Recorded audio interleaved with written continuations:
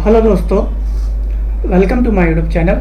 और इस वीडियो में आप लोगों का फिर से बहुत बहुत स्वागत है। तो जैसा कि गाइस आप स्क्रीन पर देख पा रहे होंगे, इस वीडियो में आज हम VMware के 85 क्वेश्चन 85 क्वेश्चंस को सीखेंगे। और मैं ये वीडियो हिंदी में रिकॉर्ड कर रहा हूँ। प्लीज़ आप पेन और पेपर ले लीजिए। आप सिर्फ इम्पोर्टेंट पॉइंट को नोट डाउन करें, आप क्या सीख रहे हैं, क्योंकि ये बहुत ही मुश्किल होता है कि पूरा का पूरा वीडियो याद रखना, हमने क्या देखा, क्या सीखा, क्या पढ़ा, क्या नहीं, क्योंकि बहुत बड़ी बड़ी एक्सप्लेनेशन होती है, डेफिनेशन होती है। बट आपको की पॉइंट ही रिमेंबर करना है, की पॉइंट ही याद रखना है कि आपने क्या सीखा। ठीक है, मैं अगर वहाँ 10 चीज़ें बोल रहा हूँ तो आपको कम से कम 2-3 चीज़ें आनी चाहिए, वो आपकी लर्निंग होती है। यही एक तरीका होता है सीखने का। बाकी फिर आपको जैसा अच्छा लगे, बट जो सिंपल तरीका यही है कि आपकी जो लर्निंग है उसको नोट करें। तो पेन और पेपर ज़रूर लेके बैठे, या तो टाइम वेस्ट करने से कोई फ़ायदा नहीं है। तो गाइस मैं आपको यहाँ पे दिखा दूँ सबसे पहले। तो जैसा कि हम VMware सीख रहे हैं, तो मेरे पास मैंने 3 चीज़ें इसमें इंस्टॉल करी है। यहाँ पे एक एक्टिव डायरेक्टरी है मेरे पास, और ये vCenter सर्वर है। ठीक है, इसी के और ये हमारा भी vCenter होस्ट ESXi होस्ट है। ठीक है, जिसे होस्ट ही बोलूँगा मैं। तो इनको हम थोड़ा थोड़ा देखेंगे, इस पर लॉग इन करके कैसे कैसे फंक्शन है, क्या क्या है, और क्वेश्चन आंसर को समझने की कोशिश करेंगे। ठीक है, तो फर्स्ट सबसे पहला क्वेश्चन यही आता है दोस्तों कि VMware क्या होता है। तो आपको पता होना चाहिए कि VMware क्या है। सिंपल सा कॉन्सेप्ट है। VMware एक सॉफ्टवेयर है, एक कंपनी द्वारा चलाया जाता है, जो कि हमको वर्चुअलाइजेशन की सर्विस प्रोवाइड करता है। ठीक है, उसकी हेल्प से हम क्या करते हैं, एक मशीन पे मल्टीपल ऑपरेटिंग सिस्टम रन कर सकते हैं, मल्टीपल एप्लीकेशन रन कर सकते हैं। यही इसका काम है। ठीक है, VMware इसका नाम है क्योंकि ये कंपनी का नाम है। और आप यहाँ पे देख सकते हैं बहुत सारी चीज़ें होंगी। एग्जाम्पल आपको मैं कैसे दिखाऊँ, यही अगर हम इसकी ही बात करें, जैसे कि मैं ये यूज़ कर रहा हूँ एक प्रोडक्ट, इसको मैं मिनिमाइज करता हूँ। तो ये है VMware वर्कस्टेशन। ठीक है, इसको VMware ने ही बनाया है। तो इसके हेल्प से मैं 3 ऑपरेटिंग सिस्टम रन कर रहा हूँ यहाँ पे। और कहाँ पे रन कर रहा हूँ, एक फिजिकल मशीन कौन सी है मेरी, ये मेरी फिजिकल मशीन है जिसमें मैंने Windows 7 इंस्टॉल करके रखा है। ये HP की मशीन है। ठीक है, तो इस तरीके से हम क्या है, with the help of the VMware application और सॉफ्टवेयर, हम किसी एक फिजिकल मशीन पे मल्टीपल ऑपरेटिंग सिस्टम इंस्टॉल करके वर्चुअली मल्टीपल एप्लीकेशन को रन कर सकते हैं। तो ये होता है VMware। ठीक है, इससे थोड़ा सा काम आसान हो जाता है। दूसरा क्वेश्चन हम जाते हैं, what is virtualization and what are its type. ठीक है, तो वर्चुअलाइजेशन एक प्रोसेस है बेसिकली। ठीक है, मैं यहाँ पे एक हाइलाइटर भी ले लेता हूँ। तो गाइस वर्चुअलाइजेशन को आप, VMware क्या हुआ, VMware एक सॉफ्टवेयर हुआ, आपको कंफ्यूज नहीं होना है। ठीक है, और VMware इज़ द लीडर। मैंने बोला ना कि एक कंपनी है जो आपको डिफरेंट सॉफ्टवेयर और एप्लीकेशन प्रोवाइड करती है वर्चुअलाइजेशन के लिए। ठीक है, अब वर्चुअलाइजेशन क्या होता है, तो वर्चुअलाइजेशन एक प्रोसेस है of creating virtual version of storage devices. तो कहने का मतलब बड़ा ही सिंपल है। वर्चुअलाइजेशन क्या है, हमारे पास एक फिजिकल मशीन है, एक ये कंप्यूटर है। यही सिंपल एग्जांपल फिर से, मेरे पास एक ये फिजिकल मशीन है। इसको देखिए आप, यहाँ पे 24 GB रैम है और Windows 7 का एक ऑपरेटिंग सिस्टम इंस्टॉल किया है मैंने, और i5 प्रोसेसर लगा है। अब मैं इसकी हेल्प से वर्चुअलाइजेशन कर सकता हूँ। जैसे कि अगर आप देखें तो ये मेरा क्या है, एक्टिव डायरेक्टरी। तो एक्टिव डायरेक्टरी को मैंने 4 GB रैम दे दी है, दो प्रोसेसर लगा दिए हैं, 60 GB हार्ड डिस्क दे दी है। अब इस सर्वर की बात करें, ठीक है, इस सर्वर की अगर हम बात करें तो इसको भी मैंने 10 GB रैम दी है, 11 के आसपास, 2 processor, 60 GB RAM, 60 GB hard disk. और ये वाला जो हमारा एक क्लाइंट एक होस्ट है, इसको भी मैंने 2 प्रोसेसर और 4 GB रैम दी है। और ये सब आ रहा है कहाँ से, मेरा फिजिकल मशीन। आप यहाँ पे भी देख सकते हैं i5 3470 CPU, और यही यहाँ पे CPU है 3470। तो वर्चुअलाइजेशन यही है कि हम क्या है, क्रिएटिंग वेरियस वर्जन। तो जो मेरे पास एक हार्ड डिस्क लगी थी, इसमें हार्ड डिस्क है, अगर आप हार्ड डिस्क देखना चाहें तो ये कितना है, 500 GB की हार्ड डिस्क है। तो 500 GB की हार्ड डिस्क को मैंने इस फिजिकल मशीन पे भी इस्तेमाल कर लिया, उसके बाद में इन 3 मशीन पे भी इस्तेमाल कर लिया, उसी 24 GB रैम को भी इस्तेमाल कर लिया, प्रोसेसर को भी इस्तेमाल कर लिया। ठीक है, तो इस तरीके से मैंने क्या किया, मेरी फिजिकल मशीन को वर्चुअल तरीके से मैंने 4 मशीन में कन्वर्ट कर लिया, एक तो फिजिकल और 3 ये होता है वर्चुअलाइजेशन। तो आपको पता होना चाहिए virtualisation is defined as a process of creating virtual version of storage devices, मतलब hard disk, network devices, server on a physical host. तो अभी आप देखिए, मैं आपको यहाँ पे एग्जांपल भी दिखाऊंगा। अब इसके टाइप की बात करें तो ये क्या है, 4 तरीके का वर्चुअलाइजेशन होता है, एक प्रेजेंटेशन, स्टोरेज, एप्लीकेशन और नेटवर्क वर्चुअलाइजेशन। ठीक है, अब इसके बाद में हाइपरवाइजर। हाइपरवाइजर बहुत ही बेसिक क्वेश्चन है, व्हाट इज हाइपरवाइजर। चाहे सिट्रिक्स का आप अगर इंटरव्यू के लिए जा रहे हैं तब भी ये पूछेंगे, सिट्रिक्स में भी और वीएमवेयर में भी ये पूछेंगे। तो हाइपरवाइजर क्या है, फिर से hypervisor is a process of segmenting the OS and application of a computer through underlying physical hardware. ठीक है, अब इसमें क्या है, इसको मैं बताऊंगा हिंदी में आपको मैं एक इमेज दिखाता हूँ। सिंपल सा कॉन्सेप्ट है। हाइपरवाइजर क्या होता है, हाइपरवाइजर फिर से एक प्रोसेस कहें और या फिर इसको आप एक सॉफ्टवेयर भी कंसिडर कर सकते हैं। ठीक है, बेसिकली ये सॉफ्टवेयर ही है, लेकिन इसको यूज़ करके एक प्रोसेस होता है। उसका मतलब क्या है, हाइपरवाइजर को कैसे इस्तेमाल करते हैं, virtualising the computer and adding virtual machine. अब इसको अगर आप यहाँ पे और देखें, it drives the concept of virtualisation by allowing the physical host machine to act as a guest for practical usage of computing resources such as network bandwidth and all. तो कहने का मतलब क्या है, सिंपली अब आपको वर्चुअलाइजेशन करना है तो आप एक हाइपरवाइजर यूज़ कर सकते हैं। लाइक ये भी एक हाइपरवाइजर है। ठीक है, VMware वर्क स्टेशन ये भी एक हाइपरवाइजर है, क्योंकि मैंने यहाँ पे मल्टीपल वर्चुअल मशीन बना ली है। इसके अलावा ESXi होस्ट जो मैंने यहाँ पे इंस्टॉल किया है, ये भी एक हाइपरवाइजर है। ठीक है, ये भी हाइपरवाइजर है और जो VMware वर्क स्टेशन है ये भी हाइपरवाइजर है। तो अलग अलग तरीके के हाइपरवाइजर होते हैं, मैं नेक्स्ट स्लाइड में बताऊंगा। तो अब इससे क्या है, हम एज पर requirement multiple virtual machine create कर सकते हैं, लेकिन जो फिजिकल मशीन है उसी फिजिकल मशीन की हमको यहाँ पे प्रोसेसर देना पड़ेगा, मेमोरी देना पड़ेगा, डिस्क देनी पड़ेगी, नेटवर्क जो भी है वो सारा का सारा फिजिकल मशीन से लेगा। तो इसी को अगर आप देखें तो ये सारा का सारा मैंने जो रैम दिया है इसको फिजिकल मशीन से ही रैम दिया है। ठीक है, और उसी तरीके से जब हम यहाँ पे जिस ESXi होस्ट पे भी हम जब वर्चुअल मशीन क्रिएट करेंगे तो इसकी रैम वगैरह और बढ़ाना पड़ता है ताकि वो इसको एक्सेस कर सके, क्योंकि यहाँ से ही सप्लाई करना पड़ेगा वर्चुअल मशीन क्रिएट करने के लिए। अब हाइपरवाइजर काम कैसे करता है, देखिए अभी हमने एक ये मेरा HP का मशीन ले लिया, इसमें नेटवर्क है, डिस्क है, इतनी सारी चीज़ें लगी हुई है। अब यहाँ पे हमने एक हाइपरवाइजर इंस्टॉल कर लिया ESXi होस्ट। ठीक है, मैं बात कर रहा हूँ मैंने जो होस्ट इंस्टॉल करके रखा वो वाला। अब इसी के हेल्प से हम मल्टीपल वर्चुअल मशीन इंस्टॉल कर सकते हैं। तो ये हाइपरवाइजर हो गया, या तो फिर आप इसको as a VMware work station भी कंसिडर कर सकते हैं। अब यहाँ पे देखिए ESXi को क्या बोलते हैं, यहाँ पे इसका फुल फॉर्म क्या होता है, इलास्टिक स्काई एक्स यहाँ पे वर्जन के लिए लिखा जाता है। ठीक है, तो ES का फुल फॉर्म होता है इलास्टिक स्काई। तो हमने अब ये हाइपरवाइजर इंस्टॉल कर लिया। अब यहाँ पे हम क्या करते हैं, मल्टीपल ऑपरेटिंग सिस्टम इंस्टॉल कर लेंगे उस हाइपरवाइजर पे। ये हो गया। तो ये ESXi होस्ट है, आप जैसा कि मैं बोल रहा हूँ VMware वर्क स्टेशन को कंसिडर कर सकते हैं या तो फिर होस्ट को कंसिडर कर सकते हैं। तो यहाँ पे देखिए लिनक्स इंस्टॉल कर सकते हैं, विंडोज़ इंस्टॉल कर सकते हैं, जो भी आपको इंस्टॉल करना। तो अब यहाँ पे क्या हुआ है, एक जो सिंगल फिजिकल मशीन थी ये वाली, ये मल्टीपल वर्चुअल मशीन इसने इंस्टॉल कर लिया with the help of hypervisor. तो हाइपरवाइजर का काम क्या हुआ, अब जो भी रैम वगैरह है सब यहीं से मिलेगा इनको सबको। तो एब्स्ट्रैक्ट मतलब बांटना या छोटे छोटे टुकड़ों में बांटना है एज पर रिक्वायरमेंट, यही हाइपरवाइजर का काम होता है।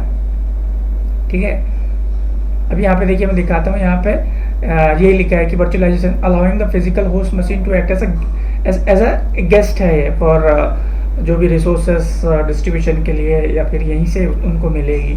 अब नेक्स्ट क्वेश्चन है what is VMware vSphere। So VMware vSphere क्या होता है, ये एक पैकेज है, कंप्लीट पैकेज है बेसिकली। ठीक है, इसको एक नाम दिया है VMware vSphere। तो VMware suite is globally recognized as VMware vSphere and it comprises of virtualization, management and interface layer। तो इसमें आपको ज़्यादा कुछ पढ़ने की ज़रूरत नहीं है, ये एक कमर्शियल नेम है VMware का, ठीक है। और इसके अंदर बहुत सारी मतलब सर्विसेज और पैकेज है कहना चाहिए। इसमें जितनी भी हमको वर्चुअलाइजेशन के लिए ज़रूरी चीज़ें होती है वो इसके अंदर होता है VMware स्वीट के अंदर, और ये एक ब्रांड का नेम है एक तरीके से। इसके जो मेन कंपोनेंट होता है जो होता है ESXi सर्वर और vCenter सर्वर, ये दो ही बहुत ज़्यादा इंपॉर्टेंट होते हैं। इसके अलावा और भी चीज़ें हैं लेकिन ये दो कोर इम्पॉर्टेंट है। अब नेक्स्ट बात आ गई यहाँ पे, व्हाट इज़ vCenter। तो मैं आपको यहाँ पे एक चीज़ और दिखाता हूँ। हम हाइपरवाइज़र की बात कर रहे थे यहाँ पे, ठीक है। तो मैंने यहाँ पे इंस्टॉल करके रखा है, ठीक है। इसको IP वगैरह दे दिया है, इसका IP एड्रेस 30 है। अब इसको हम एक्सेस कैसे करेंगे, जैसे कि मैं इस मशीन पर लॉगिन करता हूँ, ठीक है। इस मशीन पर लॉगिन करके तो मैंने यहाँ पे लॉगिन कर लिया है, ठीक है। अब यहाँ पे देखिए, ये तो मेरा vCenter पर लॉगिन किया है मैंने। अब मैं ESXi होस्ट पे, तो हम उसको यहाँ पे वेब के थ्रू भी इसको एक्सेस कर सकते हैं। इसका IP एड्रेस आप यहाँ पे दे दीजिए, मैंने उसको 30 IP दिया है, और यहाँ पे आप उसको लॉगिन कर लेंगे। ये इंस्टॉलेशन वगैरह मैंने बहुत सारे वीडियोस अपलोड किए हैं, कैसे इंस्टॉल करते हैं, कैसे कॉन्फ़िगर करते हैं। अगर आप चैनल सब्सक्राइब करना चाहें, सीखना चाहें तो आप सब्सक्राइब कर सकते हैं, और मेरे चैनल पर जाके ढूंढेंगे तो आपको पक्का मिलेगा। तो ये हमारा ESXi होस्ट है, ठीक है। यहीं पे हम वर्चुअल मशीन क्रिएट करते हैं। ये हाइपरवाइज़र है। अब यहाँ पे देखिए, ये वर्चुअल मशीन पे अगर हम जाते हैं तो अभी 0 वर्चुअल मशीन है। अगर हमको क्रिएट करना तो यहाँ से हम क्रिएट करेंगे, ठीक है। क्रिएट न्यू वर्चुअल मशीन, इस तरीके से। तो ये सारी चीज़ें देनी पड़ती है। फिर यहाँ पे OS वगैरह वगैरह इतनी सारी चीज़ें हैं, स्टोरेज, और यहाँ पे नाम देना पड़ेगा। तो ये मैंने पहले ही बताया है। उसी तरीके से ये vCenter सर्वर है। अभी क्वेश्चन आया कि vCenter सर्वर क्या है, तो vCenter सर्वर क्या है, सेंट्रलाइज मैनेजमेंट के लिए है बेसिकली। अगर मैं ऐसे 5 और ESXi होस्ट क्रिएट करता हूँ तो एक एक को मैं मैनेज ना करके मैं इस vCenter सर्वर की हेल्प से यहाँ पे मैनेज कर सकता हूँ, ठीक है। तो उसके लिए हमको यहाँ पे ऐड करने पड़ते हैं, पहले एक डेटा सेंटर वगैरह बनाना पड़ता है। ये सारी चीज़ें मैंने बताई है पहले, ठीक है। आप अगर देखेंगे चैनल में तो आपको ज़रूर मिलेगा। आप सीखना चाहें तो चैनल को सब्सक्राइब कर सकते हैं। ऐसा डेटा सेंटर बनाना पड़ता है, उसको अगर हम कोई नाम दे देते हैं यहाँ पे, और यहाँ पे अब हम यहाँ पे देखते हैं राइट क्लिक, तो यहाँ पे ऐड होस्ट, तो मैं ये वाले होस्ट को ऐड कर सकता हूँ। यहाँ पे इसका IP एड्रेस बस देना होगा मेरे को, IP दे दूँगा मैं, और ये नेक्स्ट करना है। यहाँ पे यूज़र नेम पूछ रहा है ये, और यहाँ पे इसका यूज़र नेम। तो इस तरीके से हम क्या है, इसको आप यस कर दें और इसको नेक्स्ट कर देंगे। सब आप यहाँ पे नेक्स्ट करते जाइए। और यहाँ पे लॉकडाउन मोड वगैरह है, तो अभी आप यहाँ पे डिसेबल जस्ट बाय डिफ़ॉल्ट ही छोड़ दीजिए। तो इस तरीके से देखिए, ये मेरे को यहाँ पे वो डेटा सेंटर के अंदर होस्ट आ जाएगा। अभी होस्ट देखेगा मेरे को, इसको थोड़ा हम रिफ्रेश करेंगे तो देखिए ये होस्ट आ गया है। और या तो फिर आप यहाँ पे ढूंढेंगे उसको तो वो भी मिल जाएगा, ये होस्ट एंड क्लस्टर। तो देखिए ये होस्ट आ गया है। यहाँ पे आप इस पे जाएंगे तो इसकी सारी की सारी इन्फॉर्मेशन भी आपको मिल जाएगी। ये होस्ट आ गया, इसके अंदर कुछ भी वर्चुअल मशीन क्रिएटेड नहीं है अभी। आप यहाँ पे सिर्फ समरी में जाएं तो आपको पता चल जाएगा। यहाँ पे और बहुत सारी चीज़ें देखेंगे, तो मैं इतना डिटेल में नहीं जा रहा हूँ कि मैंने ये सारी चीज़ें ऑलरेडी आप लोगों के साथ डिस्कस कर रखा है, शेयर कर रखा है, कैसे इसको हम कॉन्फ़िगर करते हैं, क्या नहीं क्या करके। तो आप यहाँ पे कॉन्फ़िगर पे जाएंगे तो बहुत सारी चीज़ें मिलेगी आपको, ठीक है। अडाप्टर वगैरह ऐड वैड करना मैंने सब सिखाया हुआ है। तो ये मेरे को यहाँ से अब मैं काम ना करके मैं यहाँ से काम कर लूँगा, तो ऐसे 10 ऐड कर सकता हूँ, जितने मेरे को ऐड करना हो उतने। मतलब एक लिमिट रहेगी, मुझे लिमिट तो पता नहीं, लेकिन हम ऐसे ऐड कर सकते हैं, ठीक है। ज़्यादा से ज़्यादा कितने, 10-20 तो होगा ही होगा मिनिमम, इतना मेरे को मालूम है। और आई होप कि आपको vCenter का पता चला। तो गाइस ये vCenter क्या हुआ, vCenter एक हमको सेंट्रल मैनेजमेंट सिस्टम है फॉर VMware वर्चुअलाइजेशन इंफ्रास्ट्रक्चर, ठीक है। और इसी से हम इसमें थाउजेंड्स ऑफ, देखो इसमें लिख रहा है कि thousands of ESXi host with in the inventory, हम इसमें ऐड कर सकते हैं मल्टीपल होस्ट। और इसमें हम मैनेज कर सकते हैं हमारे इंफ्रा को, जैसे कि इसमें access control, performance monitoring and alarm management, अब देखिए next question, what are benefits of VMware। तो VMware का क्या है, हम मल्टीपल ऑपरेटिंग सिस्टम रन कर सकते हैं एंड मल्टीपल एप्लीकेशन रन कर सकते हैं कि कंप्यूटर पे।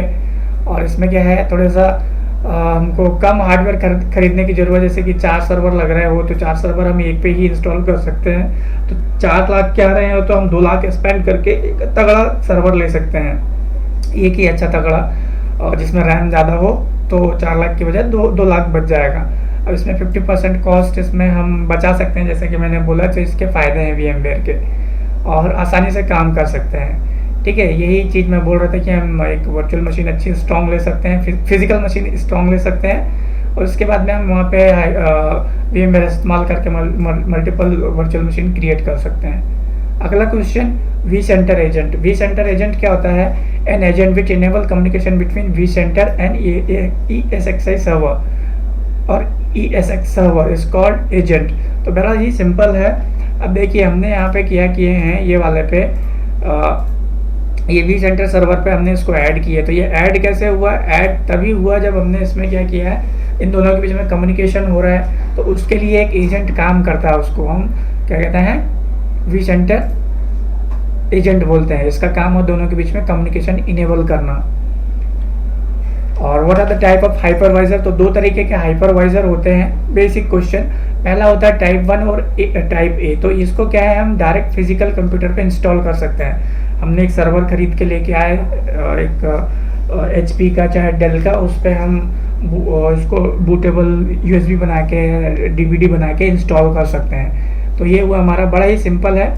इसके कुछ एडवांटेज भी हैं, डिसएडवांटेज भी है, मैं आने वाली क्वेश्चन में बताऊंगा। अब दूसरा होता है होस्टेड हाइपरवाइजर।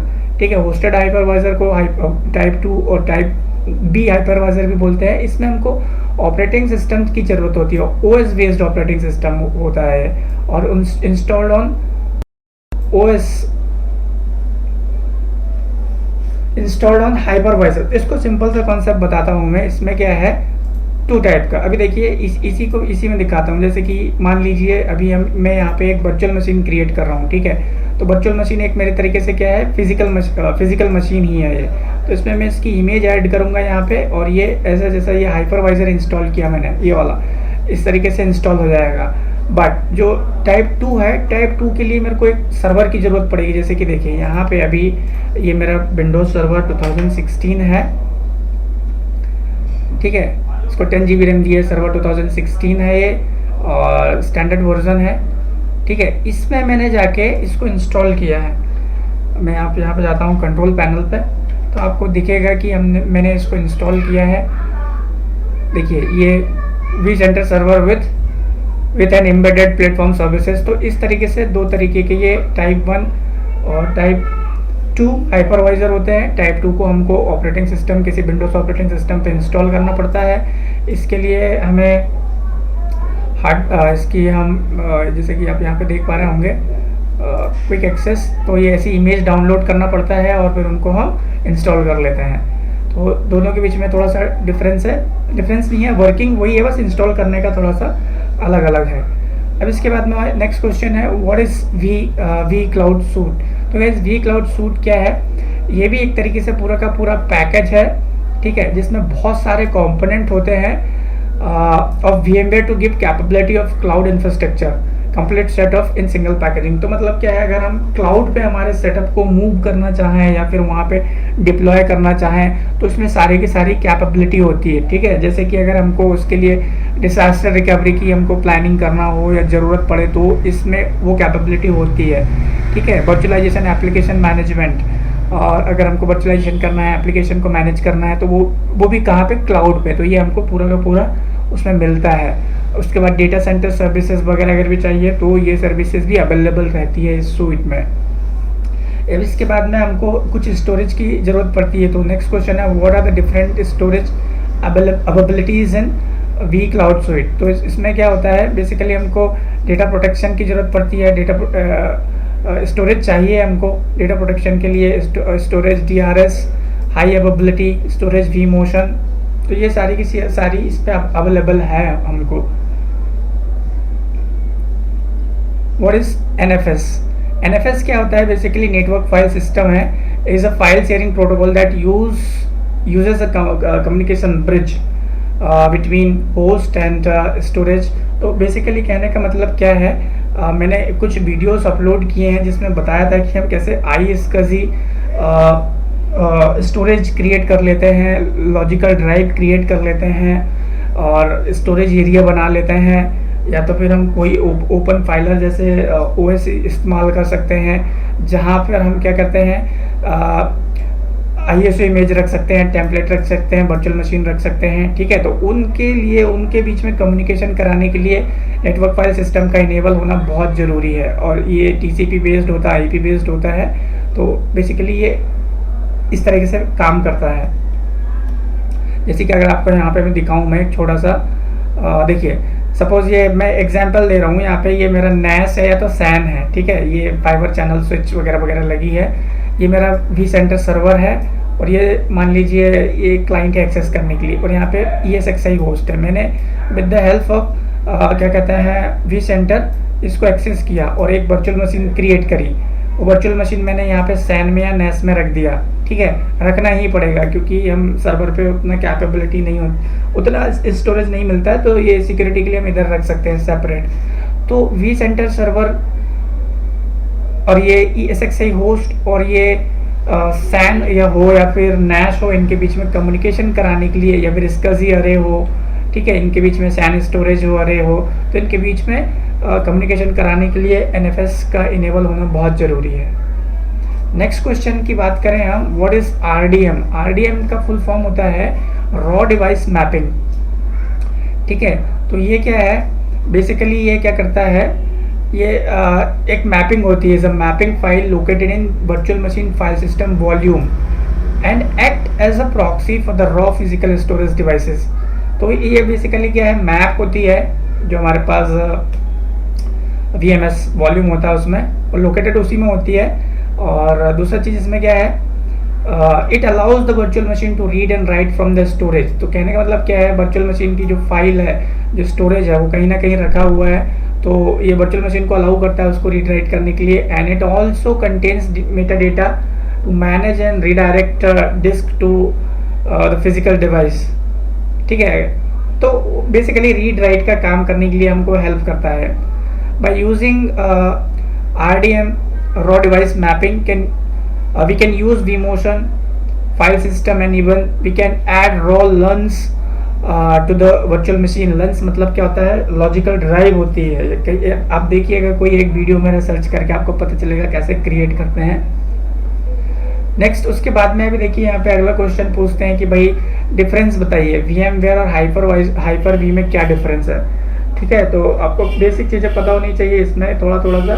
जो Hyper-V है वो माइक्रोसॉफ्ट का ही प्रोडक्ट है, उसको हम MS Hyper-V भी बोलते हैं, और VMware vSphere, ये दोनों में हमको डिफरेंशिएट करना। तो देखिए फीचर किस तरीके से, अगर हम देखें, हम यहाँ पे वर्चुअल मशीन की बात करें तो यहाँ पे क्या है, terminology to virtual machine distributed. जब हम वर्चुअल मशीन क्रिएट करते हैं तो जो Hyper-V पे अगर क्रिएट करते हैं तो हमको यहाँ पे वर्चुअल स्विच क्रिएट करनी पड़ती है, और जब हम यहाँ पे VMware पे अगर हम मशीन क्रिएट करते हैं वर्चुअल मशीन, तो हमको डिस्ट्रीब्यूटेड स्विच या स्टैंडर्ड स्विच क्रिएट करनी पड़ती है। ठीक है, जैसे कि अगर आप यहाँ पे जाते हैं, सपोज इसी पे जाते हैं हम, यहाँ पे जाके अगर आप कुछ क्रिएट करना चाहें, जैसे कि न्यू वर्चुअल मशीन अगर आप यहाँ पे क्रिएट कर रहे हैं, तो मैं ज़्यादा क्रिएट तो नहीं करके दिखाऊंगा यहाँ पे, चलो मैं एक नाम दे दिया, कहाँ पे जा रही है ये दिख रहा है। तो इस तरीके से अभी क्या है, स्टोरेज वगैरह के लिए ये हमको इधर पूछेगा कहाँ पे रखना है, क्या नहीं करके। अभी देखिए ये पूछ रहा है कोई पॉलिसी लगाना है क्या, सेलेक्ट स्टोरेज करके पूछ रहा है, सेलेक्ट द डेटा स्टोर कहाँ आपको रखना है, और कोई पॉलिसी है क्या इसमें, इंक्रिप्शन की, डिफ़ॉल्ट स्टोरेज रिक्वायरमेंट वगैरह वगैरह नहीं, ऐसा कुछ नहीं लगाया हमने। तो ऐसे करके हमको यहाँ पे देखिए अभी ये कंपेटिबिलिटी पूछ रहा है, इसके बाद में नेक्स्ट कर देंगे हम। यहाँ पे अभी ऑपरेटिंग सिस्टम पूछेगा ये, और यहाँ पे फिर से हार्डवेयर वगैरह कस्टमाइज़ करना पड़ेगा। तो यहाँ पे देखिए और बहुत सारे ऑप्शन हैं, तो मैं आगे नहीं जा रहा हूँ। यहाँ पे देखिए इधर पे पूछेगा ये CPU लगाना है, कितना मेमोरी लगाना है, हार्ड डिस्क, कंट्रोलर कौन सा है, न्यू नेटवर्क कौन सा कार्ड रहेगा, और भी सारी चीज़ें रहेंगी यहाँ पे। तो अभी मैं इसको कैंसिल करता हूँ।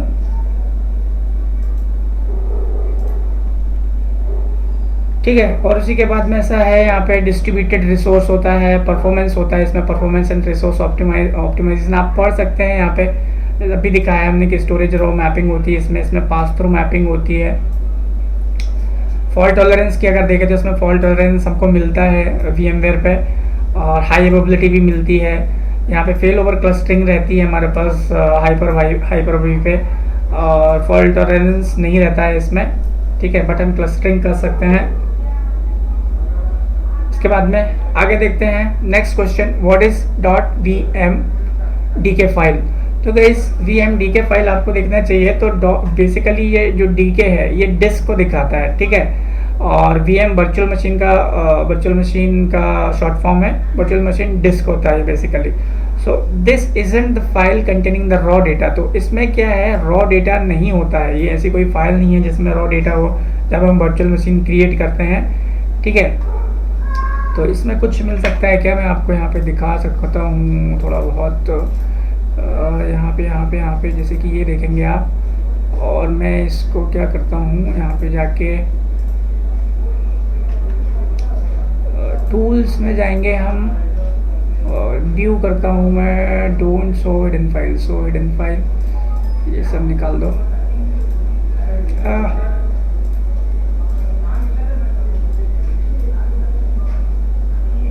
ऐसे करके अगर हम करते हैं तो क्या है, ये देखिए यहाँ पे ये फाइल दिख रही है, ठीक है, ये वर्चुअल मशीन, जैसे कि मैंने ये मशीन यहाँ पे इंस्टॉल किया है, ये वाली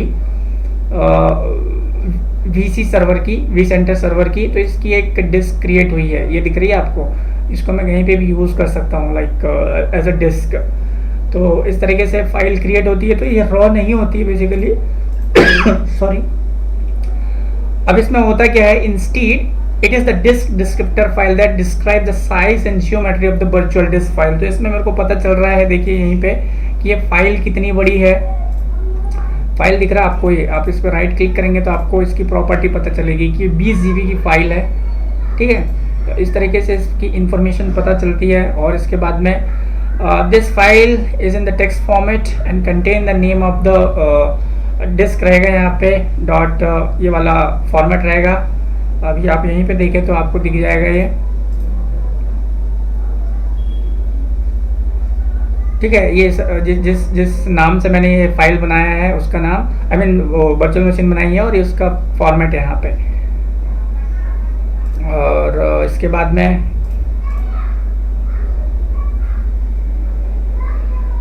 इसमें बहुत सारी चीज़ें होती है, उसमें ड्राइव सेक्टर्स होते हैं, हेड्स होते हैं, सिलेंडर वगैरह वगैरह, बहुत सारी इंफॉर्मेशन होती है।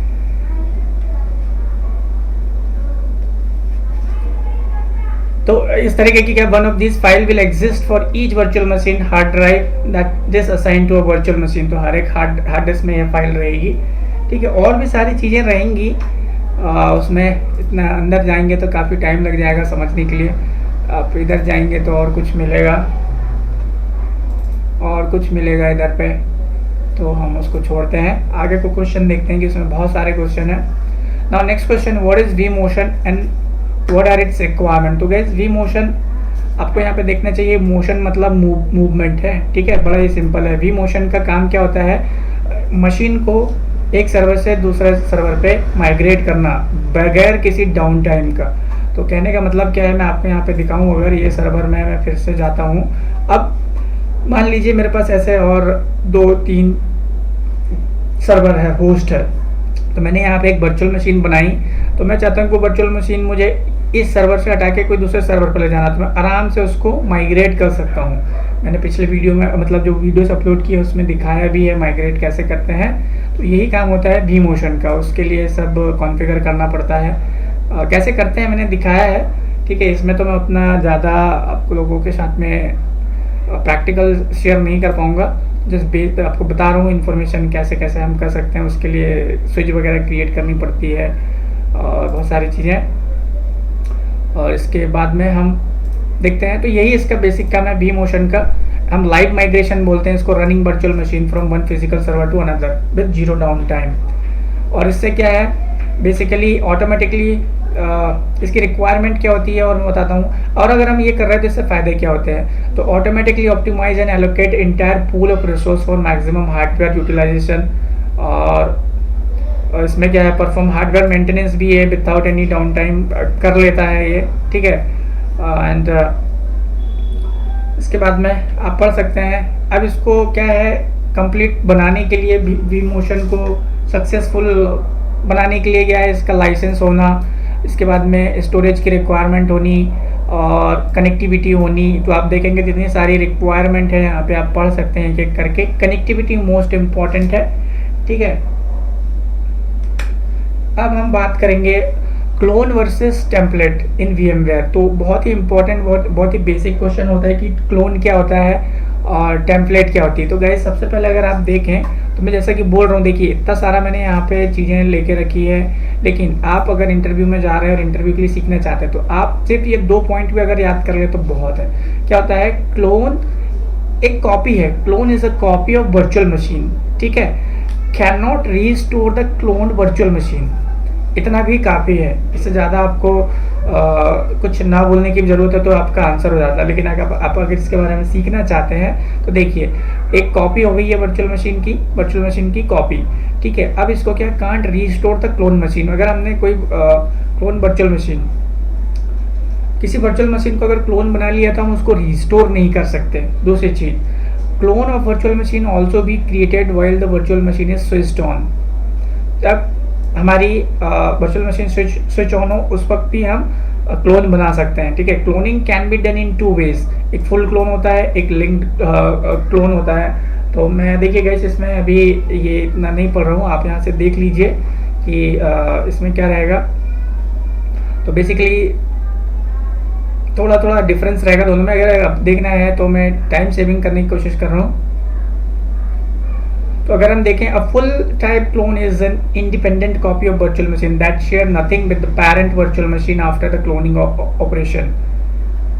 और इसको देखें हम तो लिंक जो हमारा पेरेंट वर्चुअल मशीन रहेगा उसके साथ ये कुछ भी शेयर नहीं करती है, इंडिपेंडेंट होती है, ठीक है। फुल टाइप की अगर हम बात करें। दूसरा, a linked clone is a copy of virtual machine that share the virtual machine disk with the parent virtual machine in an ongoing manner. तो ये डिफरेंस है बस दोनों में। आगे देखते हैं टेम्पलेट। अब टेम्पलेट की बात करें तो फिर से यहाँ पे बहुत सारी चीज़ें लिख के रखा है मैंने। तो यहाँ पे अगर आप देखें तो इतना भी अगर आपने बोल दिया तो इतना काफ़ी है, ठीक है।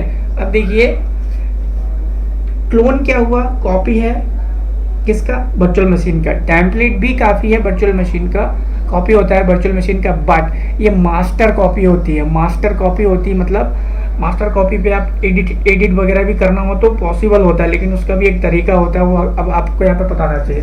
Template can not be powered on और edited and are more difficult to alter than an ordinary virtual machine, ठीक है। You can convert the template back to virtual machine in order to update the base template with the latest release and all।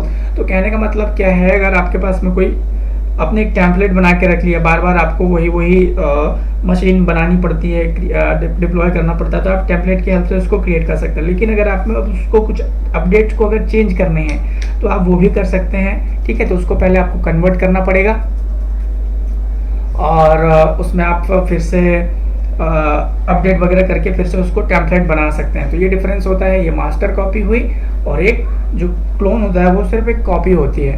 अब अगर आपको इसमें changes करने हैं तो कैसा होगा, convert virtual machine to template can not be perform when virtual machine is powered on. Power on जब होती है तो वहाँ पे हम वर्चुअल मशीन को टेम्पलेट में कन्वर्ट नहीं कर सकते हैं। Only clone to template can be perform when the virtual machine is powered on. तो हम क्लोन टू टेम्पलेट कर सकते हैं उस वक्त। उसके बाद में इसमें लाइक यही डिफरेंस है दोनों के बीच में। आप यहाँ पे और चीज़ें देख सकते हैं। मैं आगे बढ़ता हूँ। व्हाट इज VPXT, बहुत ही बेसिक क्वेश्चन है, अभी ये पूछा भी जा रहा है काफ़ी। तो इसमें मैं आपको बताता हूँ।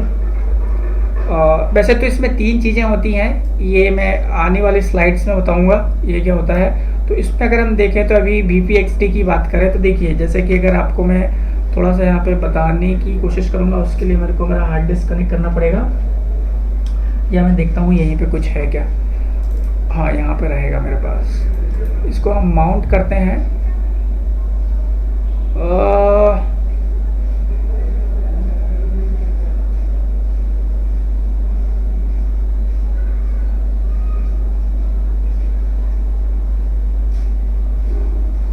चलो यहीं पे मैं इसको ओपन कर लेता हूँ इस तरीके से, और ज़रा सा 2 सेकंड रुकना पड़ेगा, फ्री का है। ओके, तो देखिए यहाँ पे क्या है, अभी मैं जा रहा हूँ ये वी सेंटर पे, इसके अंदर जा रहा हूँ पैकेज पे।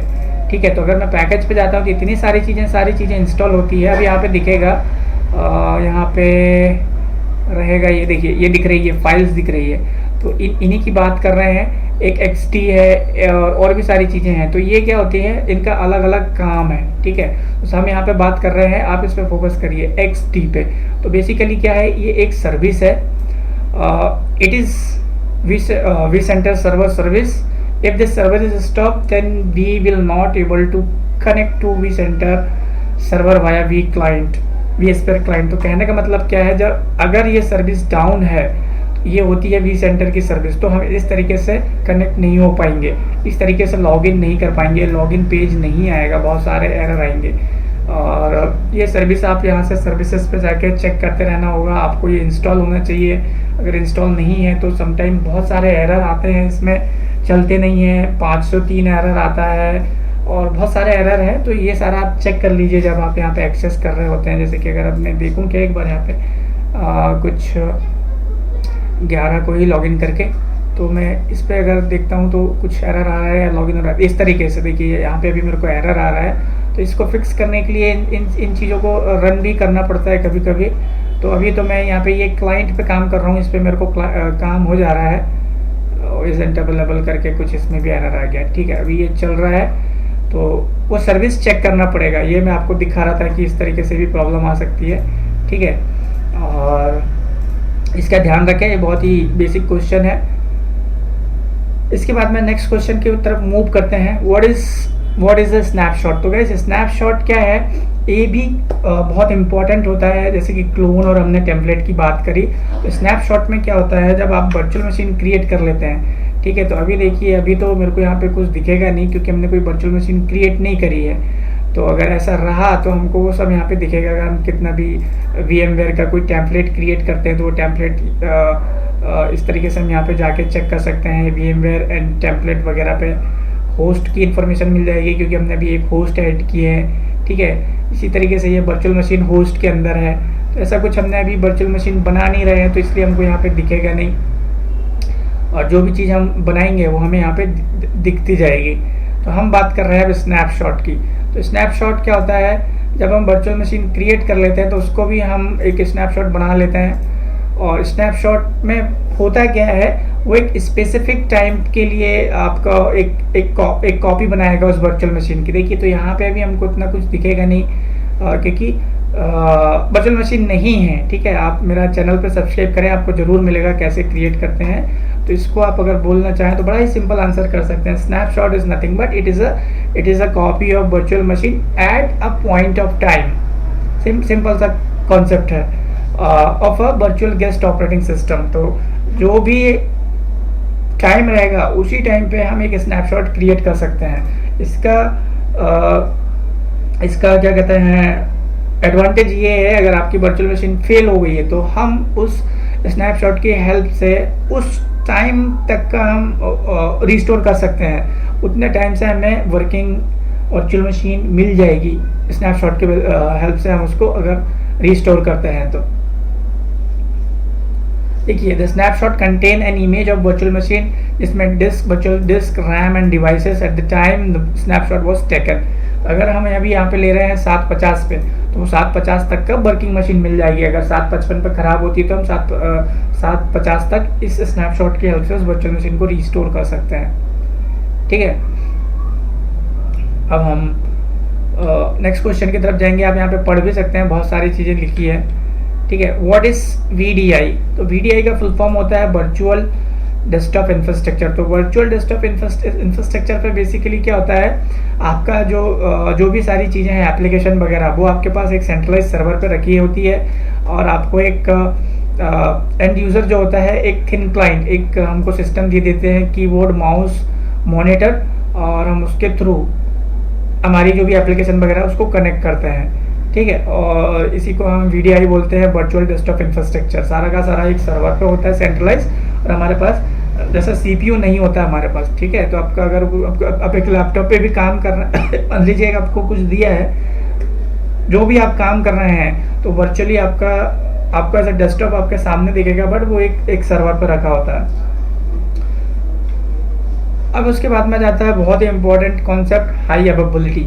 तो गाइस हाई अवेलेबिलिटी क्या होता है? हाई अवेलेबिलिटी क्या होता है? बड़ा ही सिंपल है, ये एक कॉन्सेप्ट है हाई क्लस्टरिंग का। तो इससे लॉग आउट हो गया, कोई बात नहीं। तो देखिए यहाँ पे क्या है, आप अगर जाते हैं आपको दिख रहा है होस्ट एंड क्लस्टर, ठीक है। तो क्लस्टर क्या होता है, आप इस पर राइट क्लिक करें तो देखिए यहाँ पे आपको क्या क्या दिख रहा है।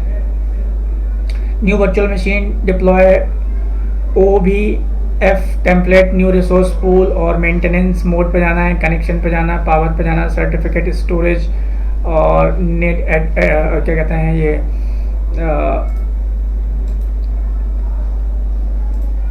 नेटवर्किंग वगैरह। तो आप यहाँ पे देखिए, ये तो मैंने इसका दिखाया। अब आप ये जो हमने एक डेटा सेंटर बनाया था, इस पर राइट क्लिक करेंगे तो आपको एक ऑप्शन मिलेगा न्यू क्लस्टर, ठीक है। न्यू क्लस्टर का मतलब क्या होता है? पूल होता है, ग्रुप ऑफ मल्टीपल मशीन कहेंगे आप इसको, पूल कहते हैं बेसिकली।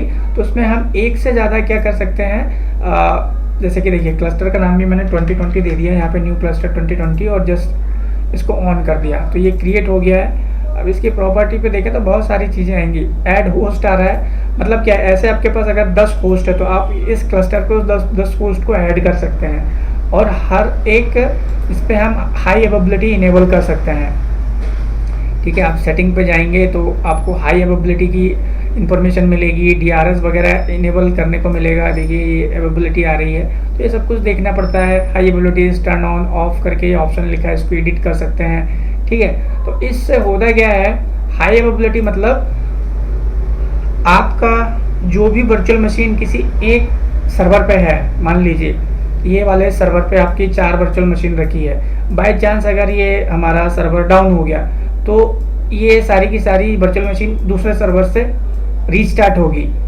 ठीक है। तो इस कंडीशन में क्या थोड़ा सा डाउन टाइम होता है, और इनके बीच में एक हार्ट बीट चलती रहती है, सारे के सारे फिजिकल सर्वर, सारे के सारे होस्ट के बीच में।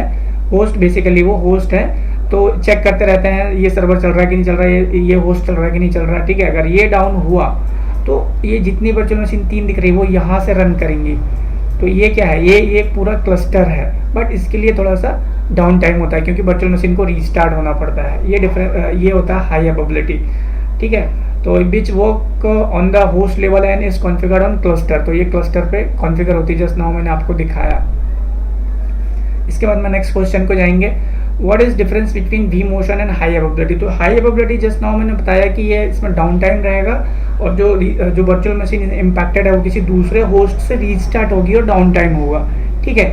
इसके बाद में वी मोशन का काम क्या होता है, सिंपल है। वी मोशन का काम होता है लाइव माइग्रेशन करने का, इतना सा ही डिफरेंस है दोनों में।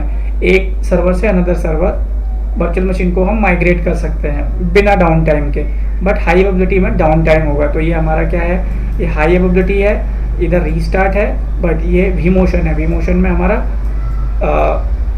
ये वर्चुअल मशीन ये होस्ट से ये होस्ट पे जा रही है, ठीक है, दोनों में डिफरेंस। अगला क्वेश्चन, स्टोरेज वी मोशन। तो मैंने जस्ट आपको यहाँ पे बताया वी मोशन क्या है, ये लाइव माइग्रेशन होता है वर्चुअल मशीन का। अभी आपको देखना होगा स्टोरेज वी मोशन। तो इसका मतलब क्या है, स्टोरेज मतलब क्या हो गया, जो वर्चुअल मशीन हम जो क्रिएट करते हैं उसकी जो फाइल होती है उसको माइग्रेट करने का, इतना ही डिफरेंस है दोनों में, और कुछ नहीं है। तो इसमें भी डाउन टाइम नहीं होता है, okay.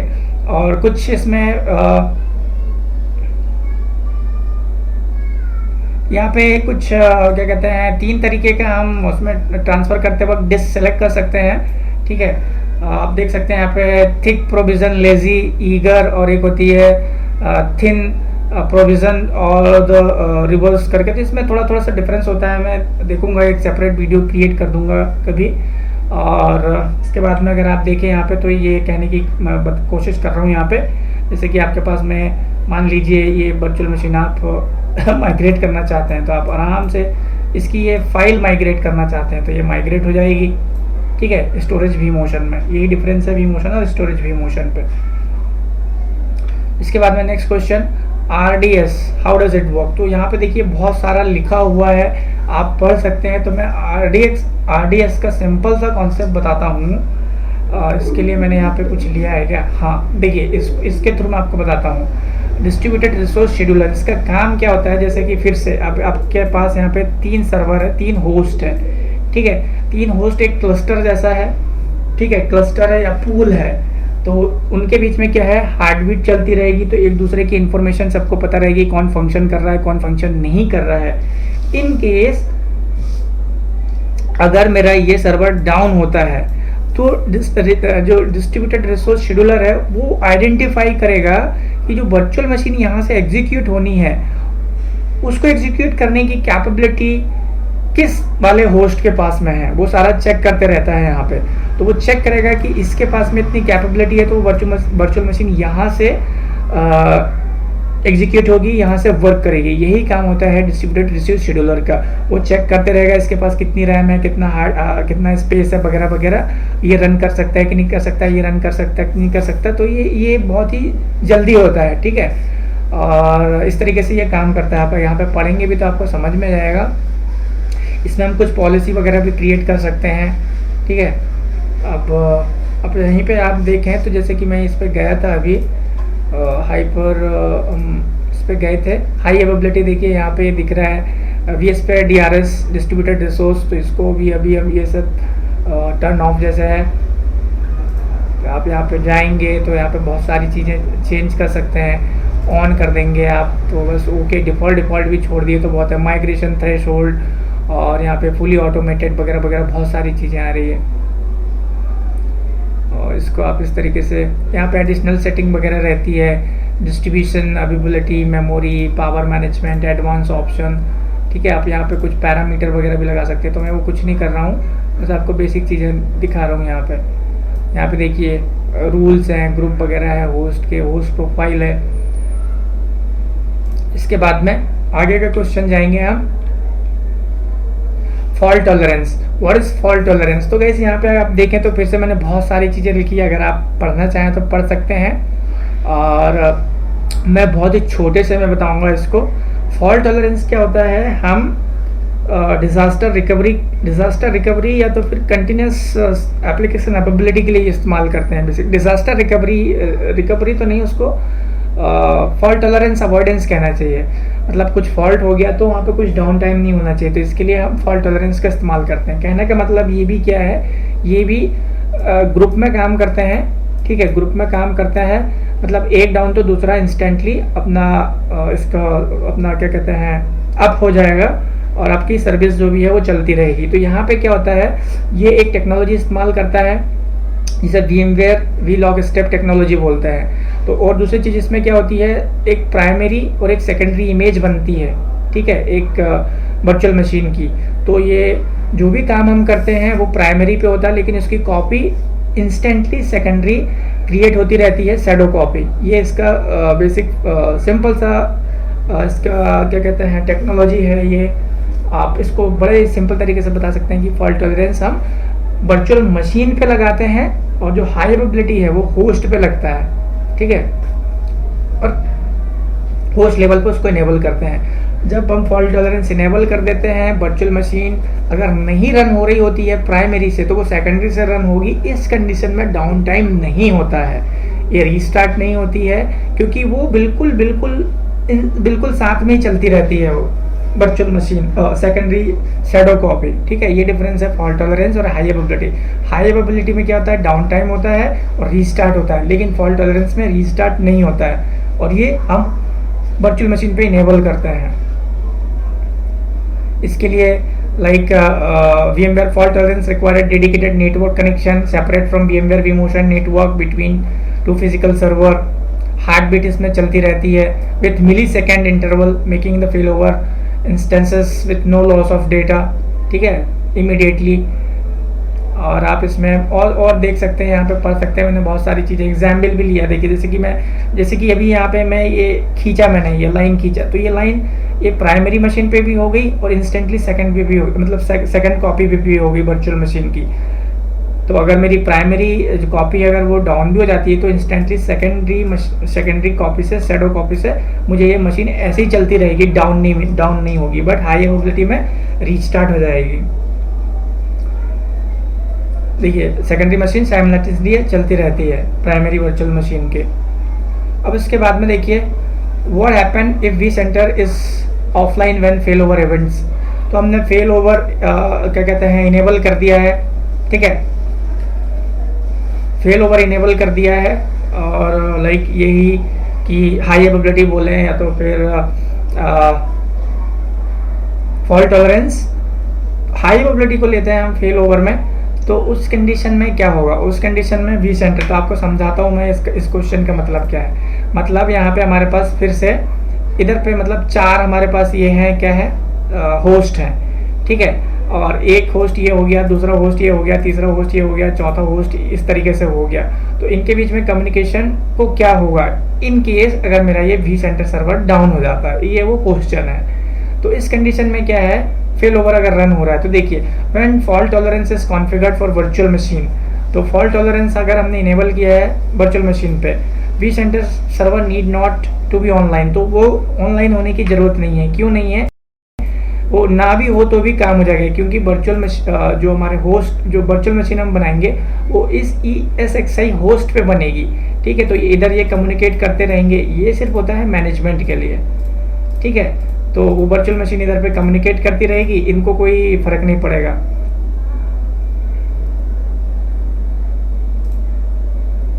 Even if vCenter is offline fail over still occurs from primary to secondary virtual machine, क्योंकि वो सारा का सारा होस्ट पे होता रहेगा, ठीक है। ऐसे अगर हम यहाँ पे बनाते हैं तो वो होस्ट पे होते रहेगा ये सारा काम, ये सेक्शन होस्ट 1 to 2 2 to 3 इस तरीके से। तो vCenter की उस वक्त जरूरत नहीं पड़ती है।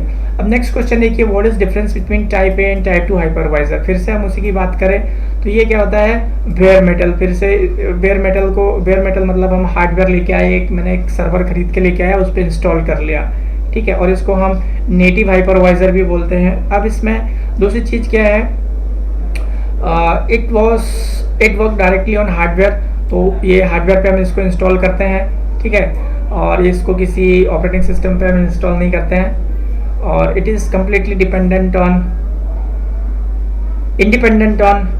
इंडिपेंडेंट ऑफ ऑपरेटिंग सिस्टम, तो इस पर ऑपरेटिंग सिस्टम की जरूरत नहीं पड़ती है।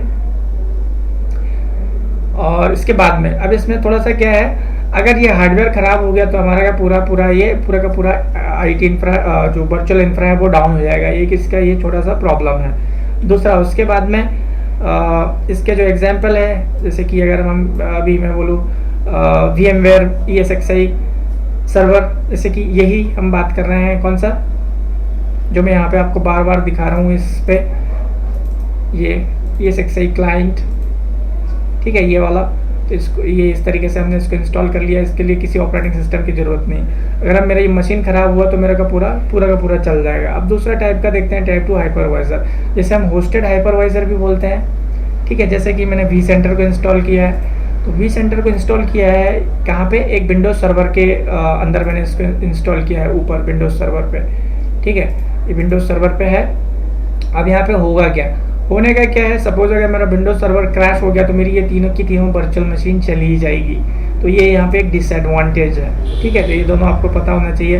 जैसे कि VMware वर्क स्टेशन, तो अगर VMware वर्क स्टेशन भी चला गया तो मेरा तीन की तीन वर्चुअल मशीन चली जाएगी। तो हाइपरवाइजर 1 और हाइपरवाइजर 2 में ये डिफरेंस है। Next question, how does vSphere high availability work. तो बेसिकली क्या होता है, हाई अवेलेबिलिटी का एक प्रोसेस है। तो इसमें होता क्या है, when we configure multiple host for a high available cluster, a single host automatically acted as a master. तो कहने का मतलब क्या आपको मैं यहाँ पे बताता हूँ। जैसे कि हमने यहाँ पे अभी क्या एक डेटा सेंटर बनाया, और इसके बाद में अभी ये क्लस्टर के अंदर आप राइट क्लिक करें तो होस्ट आ गए यहाँ पे, और ये न्यू वर्चुअल मशीन वगैरह दिख रही है। स्टोरेज देखिए यहाँ पे न्यू डेटा स्टोर करके आ गया, और तो यहाँ पे अभी बहुत सारी आपको ये दिख रहा है। तो इसका सिंपल सा कॉन्सेप्ट है, जब हम एक हाई अवेलेबिलिटी मतलब जब इसको इनेबल करते हैं तो जिस होस्ट में सबसे ज़्यादा क्या होता है,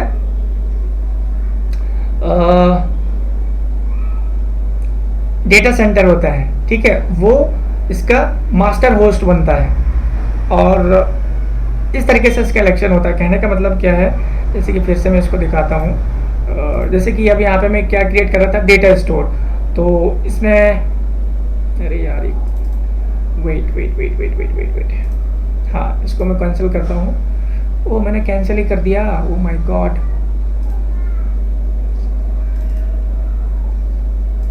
वन सेकेंड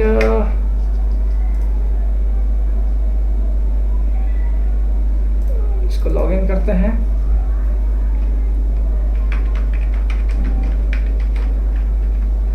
एट local.vsphere,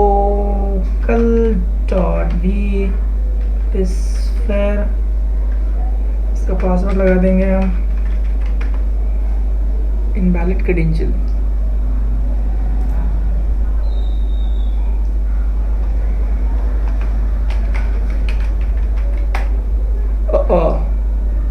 ये vsphere.local है, सॉरी, .local।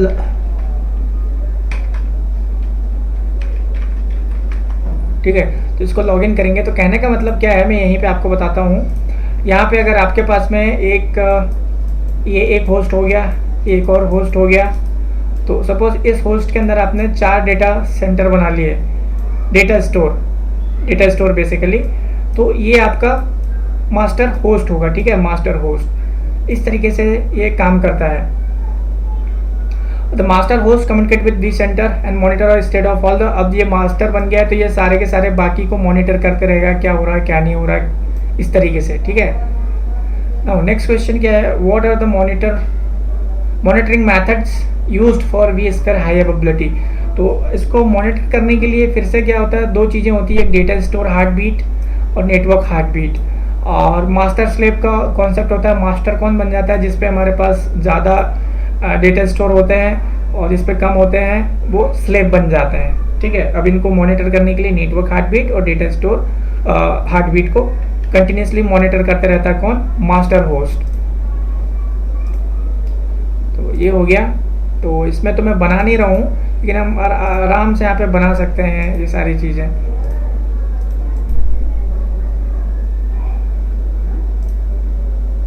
इसके बाद में अगले क्वेश्चन के लिए जाएंगे हम। अगला क्वेश्चन है what are the role of master host in vSphere high availability. तो इसका कॉन्सेप्ट ये मैंने अभी रोल पूछ रहा है, ये मास्टर हमने बना दिया एक को, तो उसका रोल क्या होगा। उसका रोल यही होता है कि जो स्लेव है उनको मॉनिटर करना, उनकी क्या स्टेट है उनको मॉनिटर करना, ठीक है।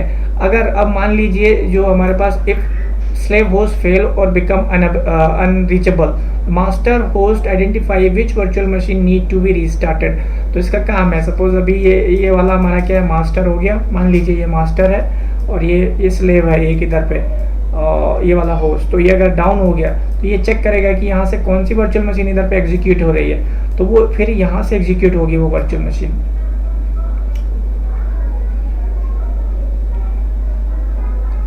ठीक है। और आप पढ़ सकते हैं, यहाँ पे मैं आगे बढ़ता हूँ आगे क्वेश्चन के लिए। How is master host elected in vSphere high availability environment. तो अभी मैंने बताया कि कैसे जिसके पास में ज़्यादा स्टोर होते हैं वो ही उसको ज़्यादा एडवांटेज मिलता है। और only one master host typically exist पर क्लस्टर, एक क्लस्टर में हमको एक ही मास्टर मिलेगा, ठीक है, मास्टर होस्ट मिलेगा। अगर ये हमारे पास में क्या है, अगर अब ये मास्टर होस्ट ही फेल हो गया तो फिर से उसको क्या है, उसको स्टैंड बाय में डाल देते हैं और शटडाउन में डाल देते हैं, और उसके बाद में और फिर उसको रिमूव भी कर देते हैं, हो जाता है वो। और फिर से वही प्रोसेस होगी, किसके पास ज़्यादा डेटा स्टोर है वो मास्टर होस्ट इलेक्टेड हो जाता है, बन जाता है। नेक्स्ट क्वेश्चन गाइस, अब एक आपको दे दिया है यहाँ पे, एक मान लीजिए कि एक सिचुएशन दे दी है कि if vCenter server goes down, हमारा जो vCenter सर्वर है मैनेजमेंट के लिए वो डाउन हो गया, ये वाला डाउन हो गया, ये मैनेजमेंट के लिए जो हम इस्तेमाल कर रहे हैं। तो यहाँ पे क्या होगा, 2 कंडीशन देगी। तो इससे इम्पैक्ट क्या पड़ेगा, हाई अवेलेबिलिटी पे क्या इम्पैक्ट पड़ेगा और DRS पे क्या इम्पैक्ट पड़ेगा। तो सिंपल है, देखिए हाई अवेलेबिलिटी का मैंने आपको पहले बताया था कि हाई अवेलेबिलिटी कैसा होता है। वो हम होस्ट टू होस्ट इनेबल करते हैं बेसिकली। और तो ये क्या है, इसको कोई फर्क नहीं पड़ता है। अगर हमारा वी सेंटर सर्वर अगर डाउन हो गया है तो हाई अवेलेबिलिटी वी सेंटर पर डिपेंड नहीं करती है, ठीक है, तो इसको कोई फर्क नहीं पड़ेगा। बट अगर ये हमारा वी सेंटर सर्वर डाउन होता है तो डिस्ट्रीब्यूटेड रिसोर्स शेड्यूलर को इम्पैक्ट करेगा।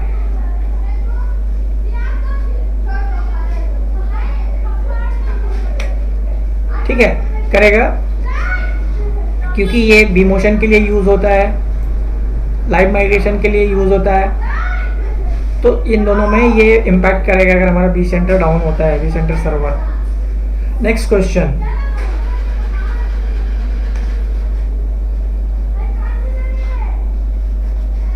सो गाइज नाउ नेक्स्ट क्वेश्चन है what is fault tolerance logging traffic. तो ये एक तरीके से क्या है, पोर्ट सेटिंग होती है which is more or less the same as enabling vMotion option in VM kernel port। तो जब हम ये सेटिंग करते हैं उस वक्त हमको इस तरीके की पोर्ट की सेटिंग करनी पड़ती है।